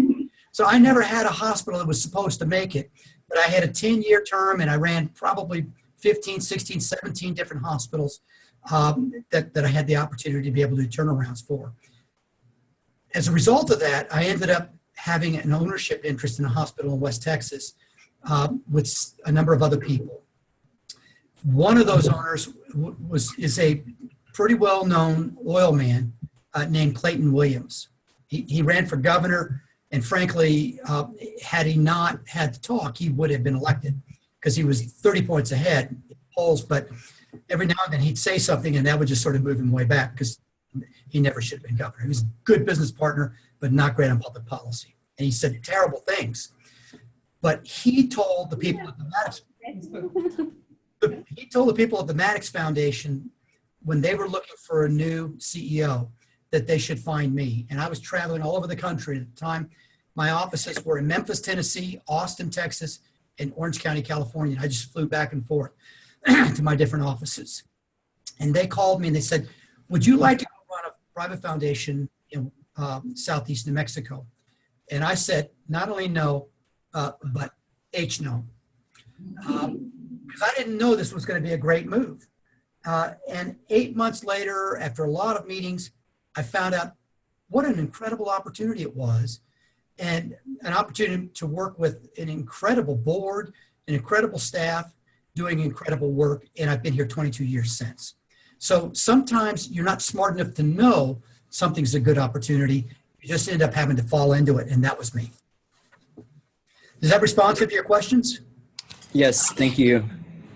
Dr. Reid, before we move on, but going back to that question about the mistakes that sometimes grant writers make, I think one of them, and I don't know if you share that experience as well, that grant writers tend to write more about what they do and what they need instead of highlighting what how they are solving the problem and the needs, or how they're impacting, how they are making impact in the community. So I think that's something that, grant writers tend to do. But it's always good to keep that in mind whenever you're writing. Focus on the other side, right? Sure. Absolutely correct. I have never found a grant writer that didn't want to brag on their agency. Somebody asked earlier, what turns you off? That turns me off. I don't need to hear about how great the agency is. The University of Minnesota did some research some time ago, and they concluded that there is more power. Now, this is interesting, more power in the ability to articulate a problem than the ability to articulate a solution. Why do you think that is?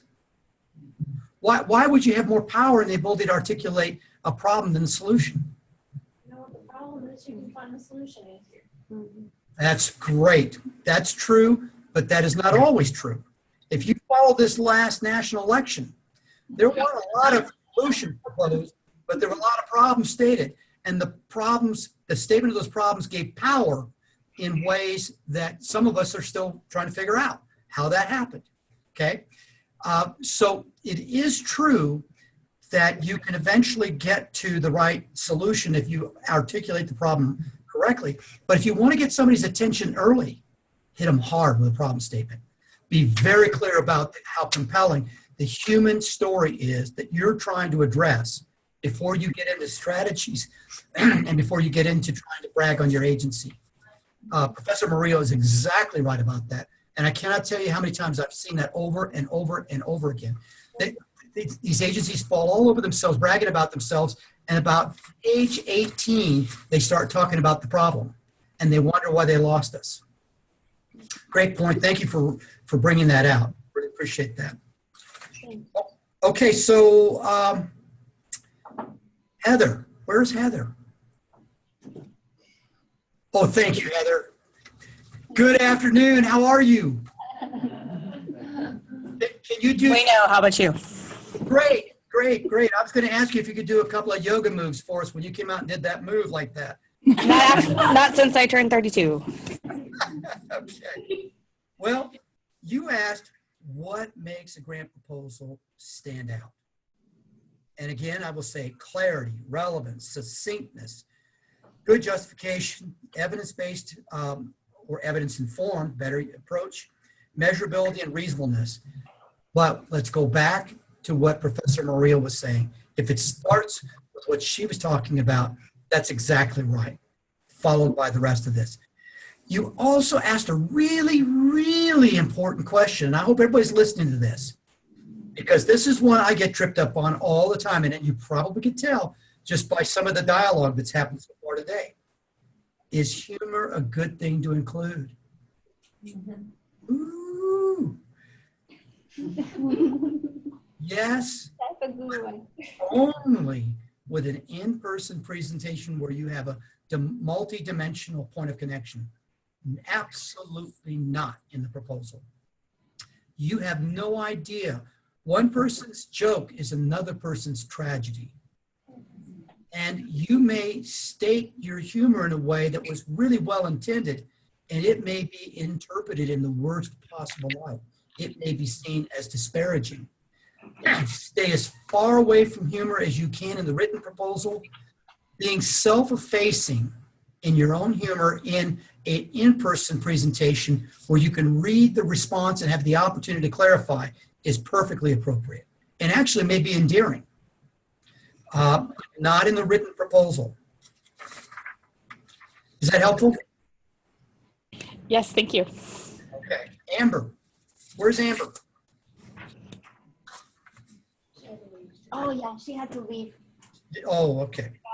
Yeah, but we're gonna get to the, Well, her question also was addressed in earlier comments as well. I am going to do some real damage here. Ulf Weiderson. Did I get that right? Yeah, that's me. What a beautiful name. Thank you. You asked how successful was I early in my career when I wrote my first, second, and third grant proposals. Man, did you take me down memory lane. I really think about that. And I thought, you know, in my first organization, I supported but actually did not do the writing for proposal development. Others actually did the writing, but I did a lot of the background work. And as I'm sure you covered in this class, that proposal development is often a team approach. You can't do this as one individual. If you're a represented organization, you've got to interact with other people in the organization to be able to do this. And I did that, and they were successful, but it was not based on my work. The second round had to do with when I first became a CEO. And I did successfully get several United Way. I don't know why we had so many United Ways in that area, but I got grants from various United Ways, was successful at getting various governmental grants. They were modestly successful, but I was still very inexperienced until the third round. And that one was the bonanza, but that was also the one that had all the political challenges that you could not begin to believe that took place. But it was probably a lot like your career will be, but you're going to start at a higher plane because you're starting with grantsmanship orientation, which makes a big difference. And I did not start there. I had to learn it on the job, and that's a painful way to do it. You asked, can you recall the amount of funds your organization has received in grant funding initially at a time when you could have succeeded without it? The funds that I accessed varied from as little as $15,000 up to millions of dollars, and everywhere in between. I don't remember a single one of them being discretionary, elective, or that wasn't absolutely critical to our agency. Is that responsive to your question? Yes, thank you. Thank you. Cora, where's Cora? Cora, there you are. Thank you. You asked, how do you select a panel to review grant proposals? What characteristics do I find important in those selected to review proposals? We don't use a panel for our grant program. We, however, do use a panel for a scholarship program that we support. And in that case, it's very important to us that the people who are on that panel are demographically representative of the community that we serve. So we're very intentional about making sure that there is diversity in that panel, but also that there is a level of sophistication that they understand the issues that they're entrusted to attend to in the selections that they make. There are foundations who use panels. So I know why you asked the question.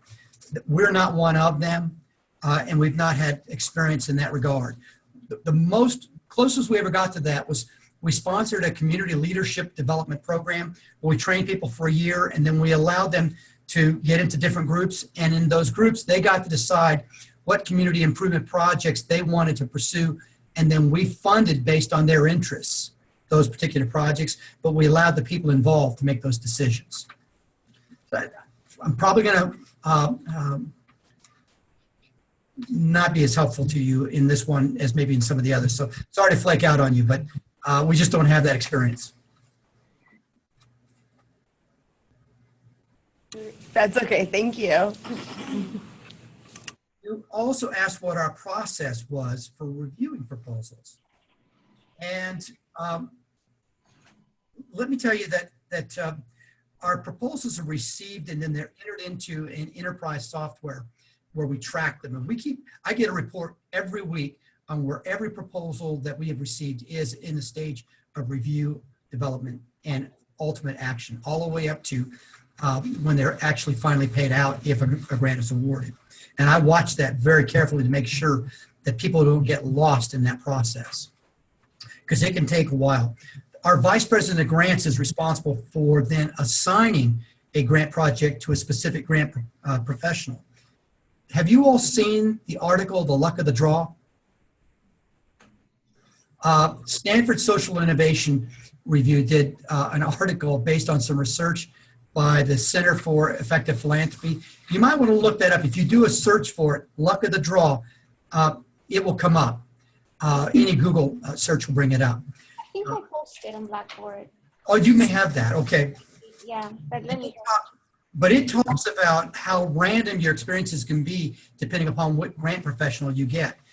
I make every one of my grant officers read that article, and we talk about it at length, because you can become like an ivory tower on the funding side.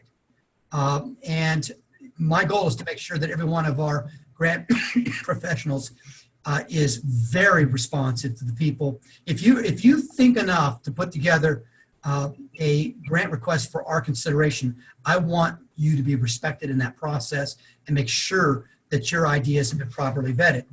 So then the grant officer, the professional, will do several things. They're going to look at the grantee in terms of its mission, history, present services it provides, its board, who's on the board, how strong is the board, its staff, how strong the staff, and what the financial condition of that agency is. They're going to assess whether the proposal is consistent and aligns with our priorities. They're going to analyze the proposal against community need. We're constantly looking at the landscape of our community.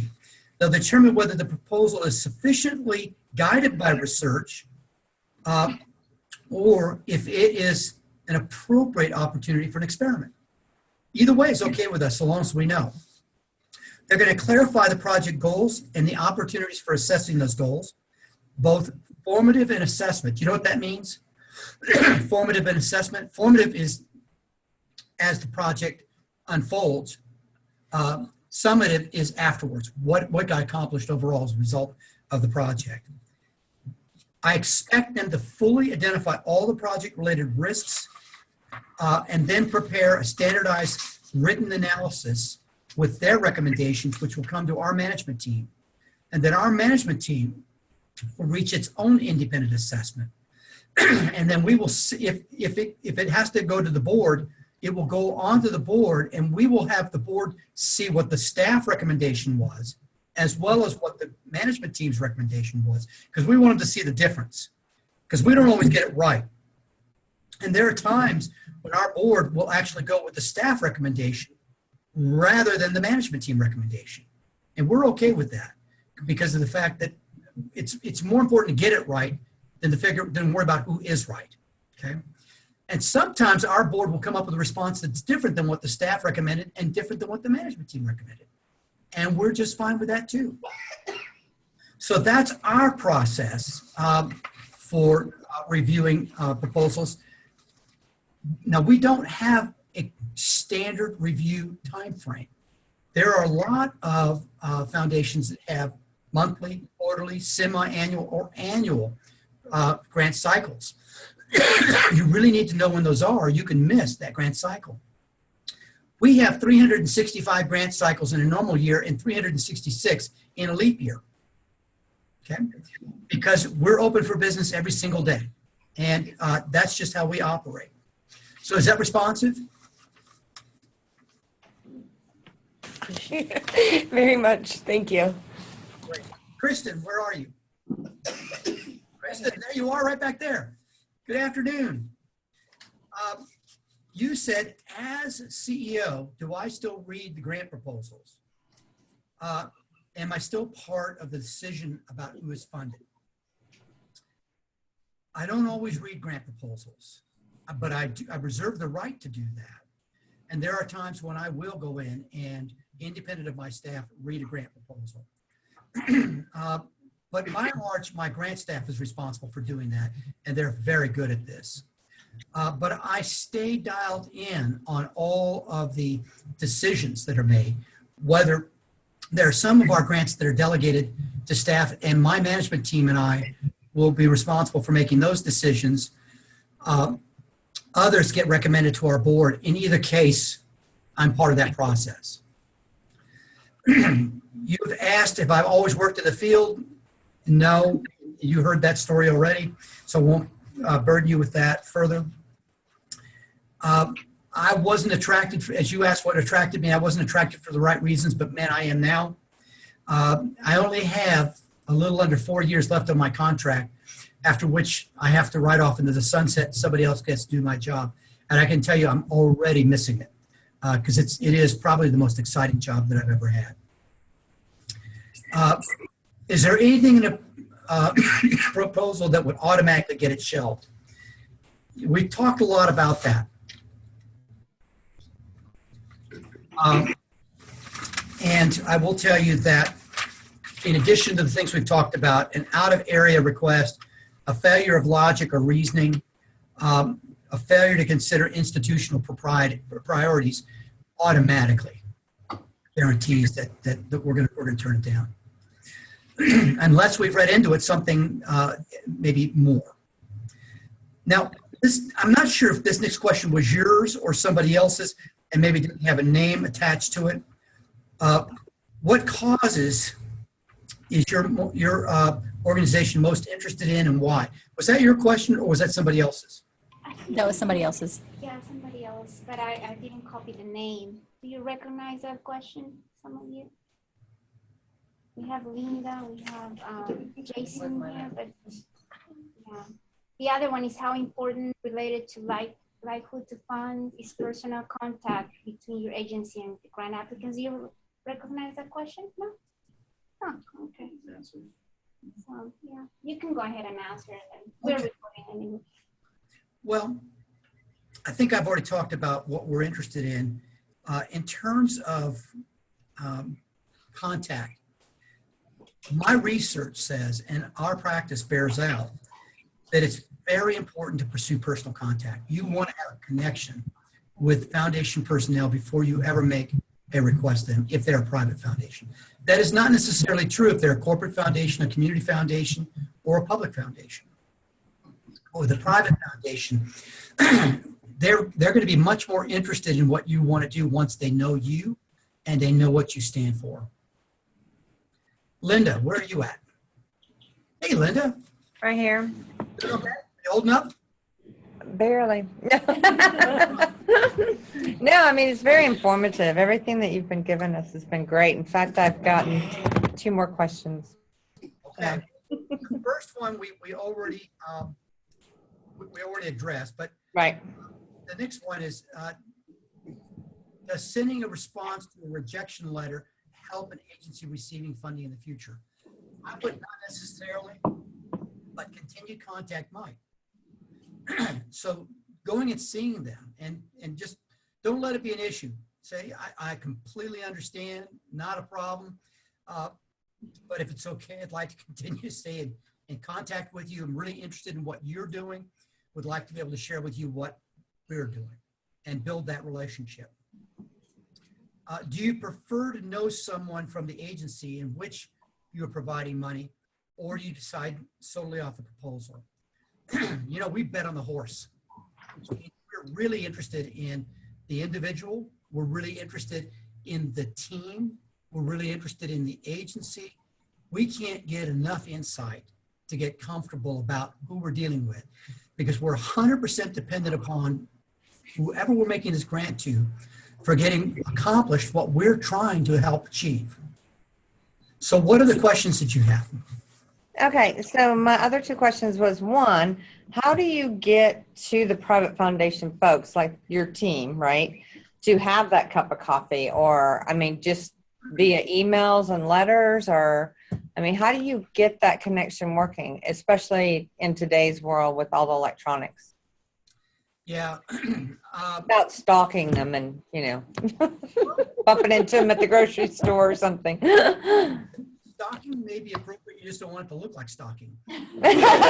Nice. I think sending emails, when you learn that they're interested about something, look for something, maybe it isn't related to your agency, maybe it's a report on something very similar to what they're interested in.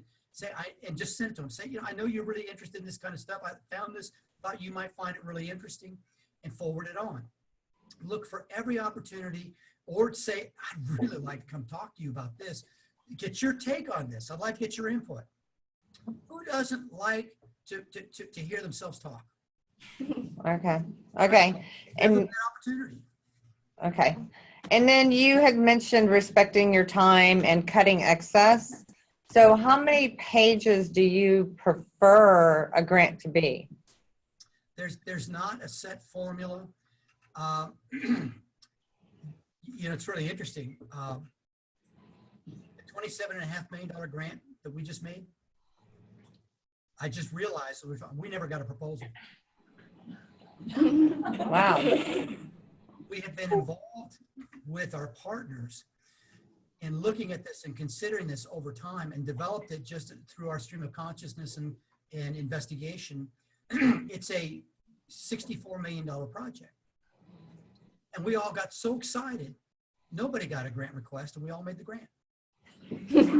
Wow. So private foundations are very dynamic. They don't fit in a rubric. They're not like many other foundations have very rigid processes. Now, I have to tell you, there is one difference about private foundations that I found in my research. If either, I should say, and or, they are really large, so like you get to the size of Houston Endowment, or they are located a long ways away from where you are located. Mm-hmm. One or both of those factors cause private foundations to begin to be increasingly more like other kinds of foundations. It's just because it becomes very hard for them to have the kind of entrepreneurial, intimate relationship we're describing. Right. Yeah, and also a lot of foundations are going into web-based applications, forms, and they put a limit on, and they restrict you in the number of characters. So that's also something to consider. But for this class and this exercise, we're thinking about a minimum of 10, max 25 with attachments and everything else. Ideally, I think kind of like have an average 15 would be okay. So that's good. Yeah, that sounds very reasonable. For these, each one. Well, because I was kind of thinking on the high end, like if you did turn in a high proposal with a lot of pages, is that just something that you guys are just like, okay, this is just way too much, right? And it kind of loses its information at some point in that many pages. So yeah, it does. But again, if you can start out with a high impact problem statement and a high impact summary, then what happens is that people get interested in it, and they start wanting to go deeper and deeper and deeper. And so you can actually invite people in. You could say, I respect your time, but I'm going to tell you, there's an old saying. When you're doing something like this, you tell people what you're going to tell them. You tell them, and then you tell them what you told them. Right? So, you start out with, here's what I'm going to tell you. And then get into the telling part. And then come back at the summary and say, here's what I told you. It helps. Okay. Great. Thank you. Anybody here know who the movie star Richard Chamberlain is? He's probably too old for you all. Anyways, we'll move on. Dr. Reid, I found the person, Elisa. Lisa, those questions were yours. Yeah. Okay. So yeah, those are. Yeah, I just found your name. Yeah. Well, Lisa. it's so good to know who you are. Thank you. I don't want anybody left out. Thank you. Appreciate it. Is that helpful? Is that sufficiently responsive to your questions? Yes, sir. Thank you. Okay, Jason, where's Jason? You're not gonna go back to Lisa? Oh, no. Oh, yes, he already did it. They were already covered. Oh, he already covered it. That's good. Unless there's something I failed, if I fell short, let me know. No, I think you covered it. Okay, thank you. All right, Jason, you're clear in the corner, buddy. But if you get any further back, you're going to have paint on you. All right. So you had 3 questions. What is the most important factor in considering a grant proposal? And I think we've talked about those previously. There's not one, there are several. So I hope that was helpful to you. Did you want to probe any of those further? No, that was. The next question is, do you do much collaboration with other agencies regarding grant proposals that contain and have similar goals with your agency? The answer is yes, yes, and yes. We increasingly try to collaborate with other funders. And I will tell you, I think there's actually more of that going on in Houston here because you have a whole lot more funders. And I know that they are working together. I know that in Galveston, for example, I met in New York City a couple of months ago, somebody from the Mitchell Foundation who was talking about how they were bringing several funders together to do some concentrated work in Galveston. And so there's a lot of that kind of work going on, but it's not enough to bring funders together and collaborate. You also got to bring the nonprofits together and have them collaborate as well if you're going to get a really meaningful project. What is the best advice you can give someone regarding the writing and preparing a grant proposal? Get to know your funders before you solicit funds from them. That is the single most important thing. And in my research, we actually developed a path model that nonprofits follow and that foundations eventually participate in that lead to shared partnership between foundations and grantees. Really, really important stuff. And there is, by the way, there's a link in that article that your professor shared with you to my research that actually has that path model, in case you're interested.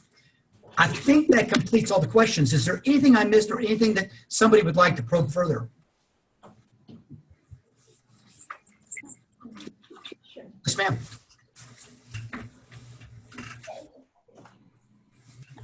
Okay, good. You mentioned before about the challenge grants. How often do you actually do those? Do you make a request for an agency to meet a certain criteria before you grant money? How often does that occur? It happens pretty often.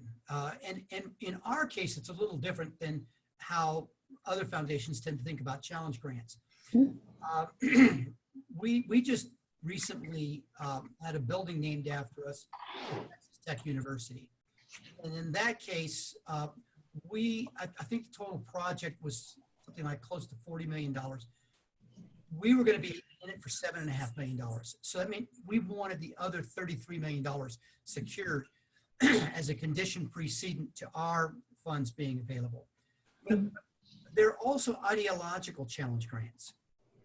And so I'll give you an example. We are #1 in the country. Very dubious area, teen pregnancy. We have the highest teen pregnancy rate in New Mexico, which has the highest teen pregnancy rate in the country. The only state in the union that will get close to competing with us is Louisiana. We are really behind the 8 ball. So we had a group of civic leaders that came together that wanted to launch some teen pregnancy prevention programs. And they were well-meaning, but they started out with basically something that would be analogous to a red ribbon campaign. Well, a red ribbon never stopped a teen from getting pregnant, right? Neither did a blue ribbon or a purple ribbon. It doesn't matter, right? So we said, okay, great. We wanted to take advantage of their energy, their commitment, their buy-in, but we also wanted the best evidence to guide their activities. So we scoured the country and found the best examples of teen pregnancy prevention programs, and sent these civic leaders with our staff out to go to see them, to meet with the people involved in them, to kick the tires, to see what was really working in those communities. Then we brought in academic researchers on teen pregnancy prevention to meet with and work with these folks as stakeholders. The result of which was they developed a substantial amount of understanding about what factors most affect a change in teen pregnancy prevention. Once they got to that point, we said, okay, we'll provide a declining level of funding over a multiple number of years for you to start this agency, and you're going to have to increasingly go out and find other funds from other stakeholders in the community in order to sustain it. It's been going for several years, and we think we're starting to see that it's bearing fruit, but we've got a long ways to go. Social change takes much longer than anything you ever think is likely to take, and you have to be really, really vigorous. One of the things we tell our grantees all the time is the main thing today is to keep the main thing the main thing. That is to say, to avoid jumping onto the latest fad. Stay where the research tells you that you can make a difference. Don't be limited by that research, but don't get outside that research just because there's a new thing. And that's a role that we can play that is a challenge, if you will, to them about how they manage their strategies. Is that helpful? Yes. Thank you. Any other questions? Yes. What's your email address? It's BOB REID, all one word, BOBREID at. Dr. Reid, I can share that with them. Okay, great. Okay, good deal. We're going to take a break of 5 minutes, and then I just want to take this opportunity, since you also have experience with government agencies and funding, so we can just talk a little bit about that, and we can go home soon, or early today. So just take 5 minutes break, and then we'll be back. Is that okay, Dr. Reid? All I was going to say is that in addition to the article that you have before you, I do post articles on LinkedIn. Oh. If you go to my LinkedIn account, you can see that I've got articles, some of which relate to you, some of which may not. Mm-hmm. Great, thank you very much. Thank you. Sounds like a great time for a yoga break. Has more truth. Oh my gosh, I gotta get up. Get my wine. Sorry.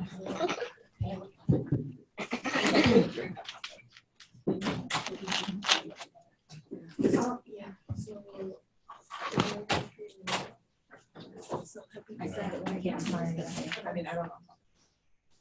Well, even just. I can't.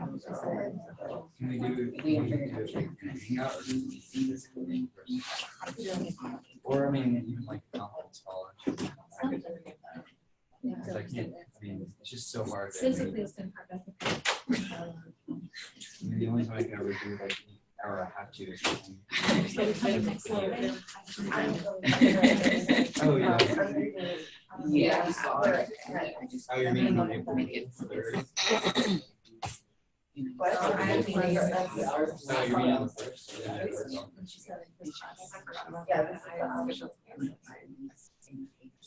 What, for this one?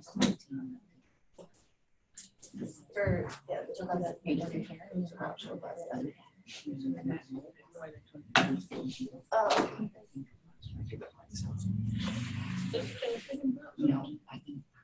But, okay, so I went to the pages with something, you know. The area, like the evaluations would be mean, I saw what you proposed on the discussion board. For that one assignment. We don't really have a evaluation. I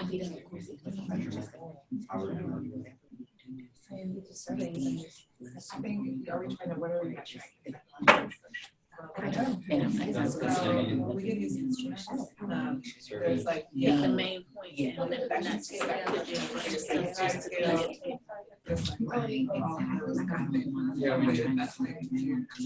we evaluate the personal or we call it it's all tied together. Those are a different way we evaluate programs. The children I too, so think that's the way we evaluate the program. I don't really. and we're also making the program. And I thought it would be good to do outcomes, like the amount of patients who are able to provide the services to, and the amount of time, because that's what a lot of the patients work like. How many people you provided to, even not determine effectiveness, but overall. I mean, that's a part of it, but also, how many people it impacts. Yeah. I think that we have to put that in there too. But if you only appreciate 5 people, How many? then they're like, okay, why are we funding this? So it has to be some numbers. Yeah.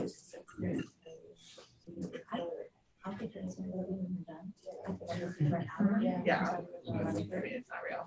Yeah. Yeah. This is harder. It's like, I look at all the things. Yeah. If you wanted to Yeah. I feel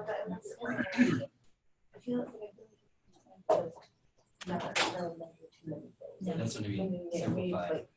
One thing, you know what I mean, like we're focusing on measuring. Yeah, but that's We're gonna send what we're measuring. the program and then the There probably is a scale, out there that, Is there one for children? that I'm sure there's one for children. There's a lot of research on children, and there's probably one for healthcare children. So like, Who's sort of like, I feel like I'm like, I've been in charge of all of needs statement. Yeah, and then you don't have to. You've done all So your work. where is the, no, I mean, and I have more to do on it. Well, but there's more things that have been added, like, okay, we all did like predictable, I did the benefits, right? And that I did the logic. I still don't understand what you're saying. Yeah. Who needs to do what? It's throwing in those graphs on a page. Like where it doesn't know, of course. It can be moved. But then like things are gonna make it start getting bigger, like you need to cover the page and then maybe appendix. Maybe one of those things right recommendation letter talk about like how instrumental this was calling out like a letter of support to include with Okay, it. the letter of support. Yeah. I added that to interaction. I don't have to do that. Yeah. I'm like, you're totally, but I'm saying we're collaborating. We're just talking, okay, we're collaborating. So the next programs are not totally around. And they're established.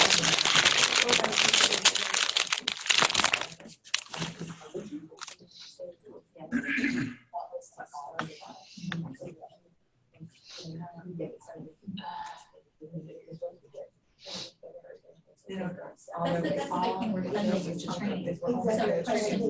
I think if we like.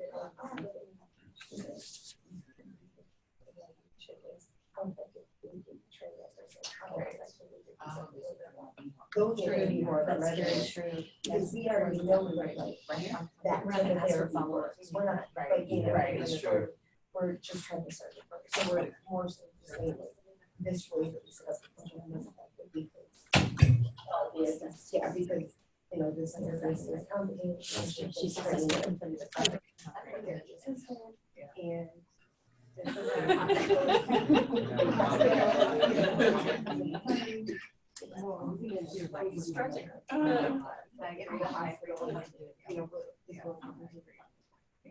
But we have So we have to have like certification. Well, okay, that's what that already sort of like the metrics.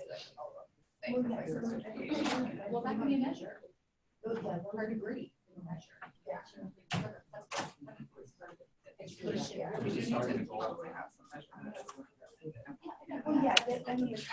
Okay. Are we ready? Dr. Reid? I'm ready whenever you want. Great. Yeah, I think we can talk about the government granting.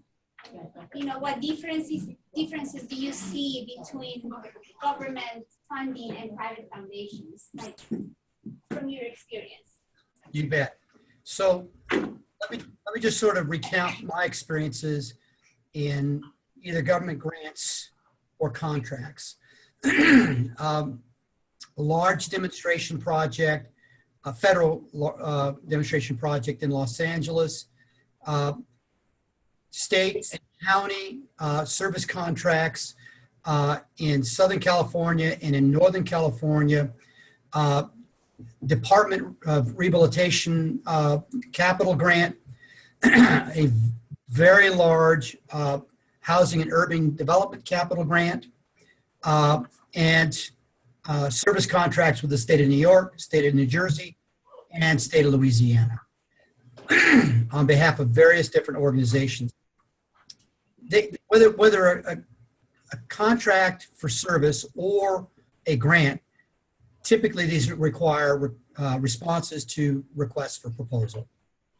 There usually is a competitive process with a panel of reviewers who assign merits, some kind of scoring system to whoever is being considered. Not all that unfrequently, even though the panel may award somebody as their selection, very often that selection has to be substantiated by elected officials. I'll tell you about that in a moment. It requires before and afterwards an extensive amount of documentation, great deal of compliance with regard to rules governing expenses, reimbursement, eligibility controls regarding standards for the services provided, and for who you could serve, who's eligible. These can be incredibly political processes, very random in terms of selection. I cannot tell you how important this is. You have to actively engage, literally court, and solicit elected officials to be in support of your projects. I am shocked when I go to local elected groups in this part of the world where a contract for service is up to be voted on by a city commission, a county commission, whatever. And the nonprofit has not met individually with all of the commissioners beforehand. And they're just thinking it's just going to be sort of random, but everything's going to be fine. And it's not. I never went before a process like that without having at least one time met with each individual member of the elected body.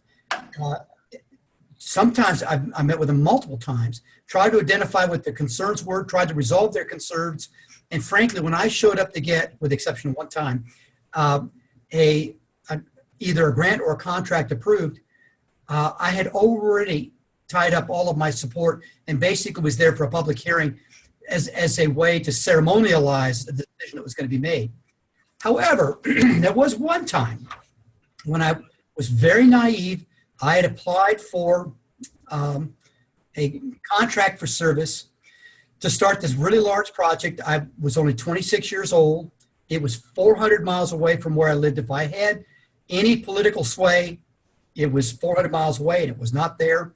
And I got the technical merit, so I thought I had the contract.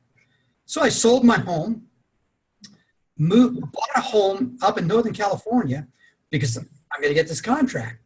And I go before the County Board of Supervisors, which is the elected body there. And I noticed that all of my local competitors are there to watch me get this contract. And I'm thinking, that's really nice of them to show up. But that's very statesman of them. When all of a sudden the County Board of Supervisors start to say things like, well, I don't really understand the scoring system that was used. I'm hearing that maybe that wasn't really a fair process. And I'm not real smart, but it takes me about 20 minutes of hearing this stuff to begin to realize they're not planning to give the contract to me. Now, I sold my home, moved 400 miles, bought a home, and I don't have a job. And that was the most naive thing I ever did, and I never did that again. They postponed the decision for 2 weeks, and I was fortunate enough to be able to pull the poke out of the fire with a series of strategies, and 2 weeks later, I got a 5-0 vote, and so I did get that contract. But I walked in there very naively thinking that I had it, and I would never recommend that somebody ever do that again. These elected officials, if you're persistent enough, typically are willing to meet with you well in advance of the public hearing where they're going to make a decision. And that's your opportunity to find out if they have an objection. If so, if you can resolve that objection in some way that can turn them from a no vote to a yes vote. And to be honest, if anybody had done that deliberately in the vote that just took place in Congress relative to the new health care bill, they might have had a different outcome. But instead, they went through it the same way that I went through going before the County Board of Supervisors in California. Very naive.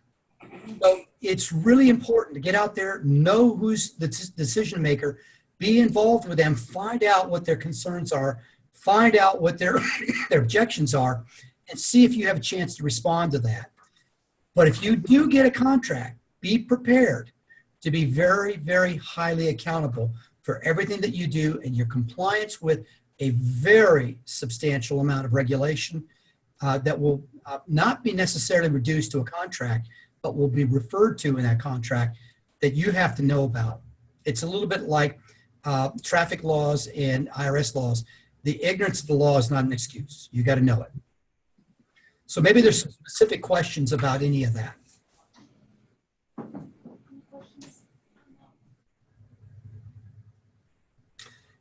If not, I have to tell you, you've been a wonderful class, and I really have enjoyed this. I love social workers. God bless you. This world is a better place because of social workers. Thank you for what you're doing. Thank you, Professor Murillo, for allowing me to be a participant in this class today. I believe in what you're doing. Don't let anybody tell you you can't do it. You can.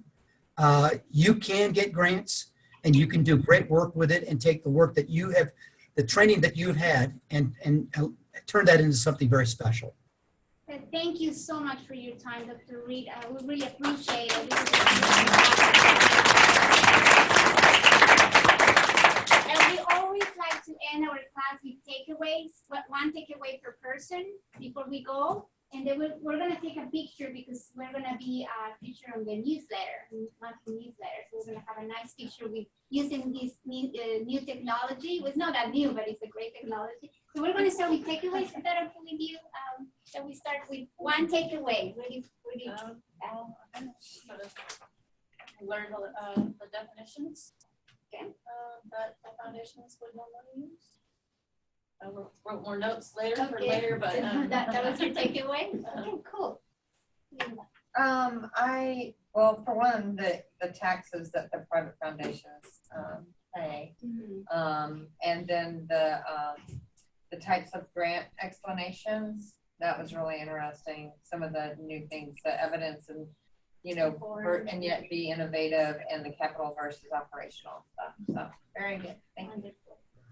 Dr. Reid talked about the importance of knowing the foundation and being able to do your research beforehand so that you're very specific in the proposal and how you approach the whole grant. Right? Yeah, my takeaway was just him reiterating how important it is to be really clear on your problem statement. It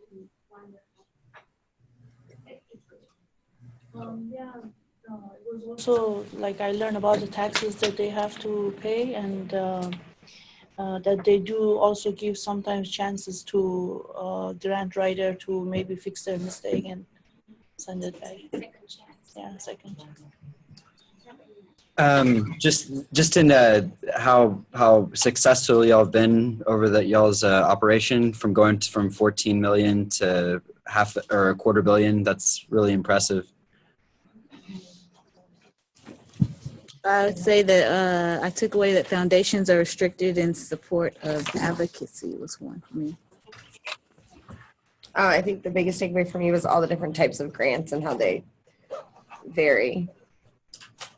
And the type of funding they'll provide. You can hear it, yeah. Grant. Include in your grant, we're writing a grant. I took away the importance of just building a relationship with the funding agency, and also the things that are your advice about writing proposals, like being clear and coherent, and just a strong, compelling argument. Pretty much what everybody said, but also I love that you bought into an idea and you made it work. When you're talking about that clinic, you knew that the agency was going to fail, but it was such a good idea. I was really impressed by that. Jason. For me, probably building relationships and finding a clear problem statement.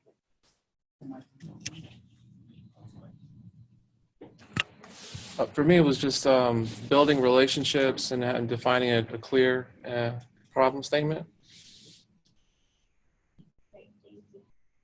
A takeaway for me is that foundations don't like to fund operating costs because it creates dependency. I guess my takeaway was just understanding the process a little bit more. Being able to hear it from you, from the CEO, it makes it a little bit more streamlined. You kind of understand what that process is. Yeah, I guess I learned more about the assets of the foundation. They're not just there to give money, but they're able to also, like you said, convene and have access to different experts in different fields. That was interesting. You heard that, right? I would say my takeaway was the importance of research, tying up those loose ends and making sure that you have the answers for all the questions that people Be careful with your sense of humor unless you're in front of somebody like trying to do yoga. I had two takeaways. One was the importance of the relationship, and also the importance of the summary and the problem statement in the grant proposal. Thank you, everybody, and thank you, Dr. Reid, again. Have a wonderful day. And Dr. Reid was very kind to write the answers. So I'm going to post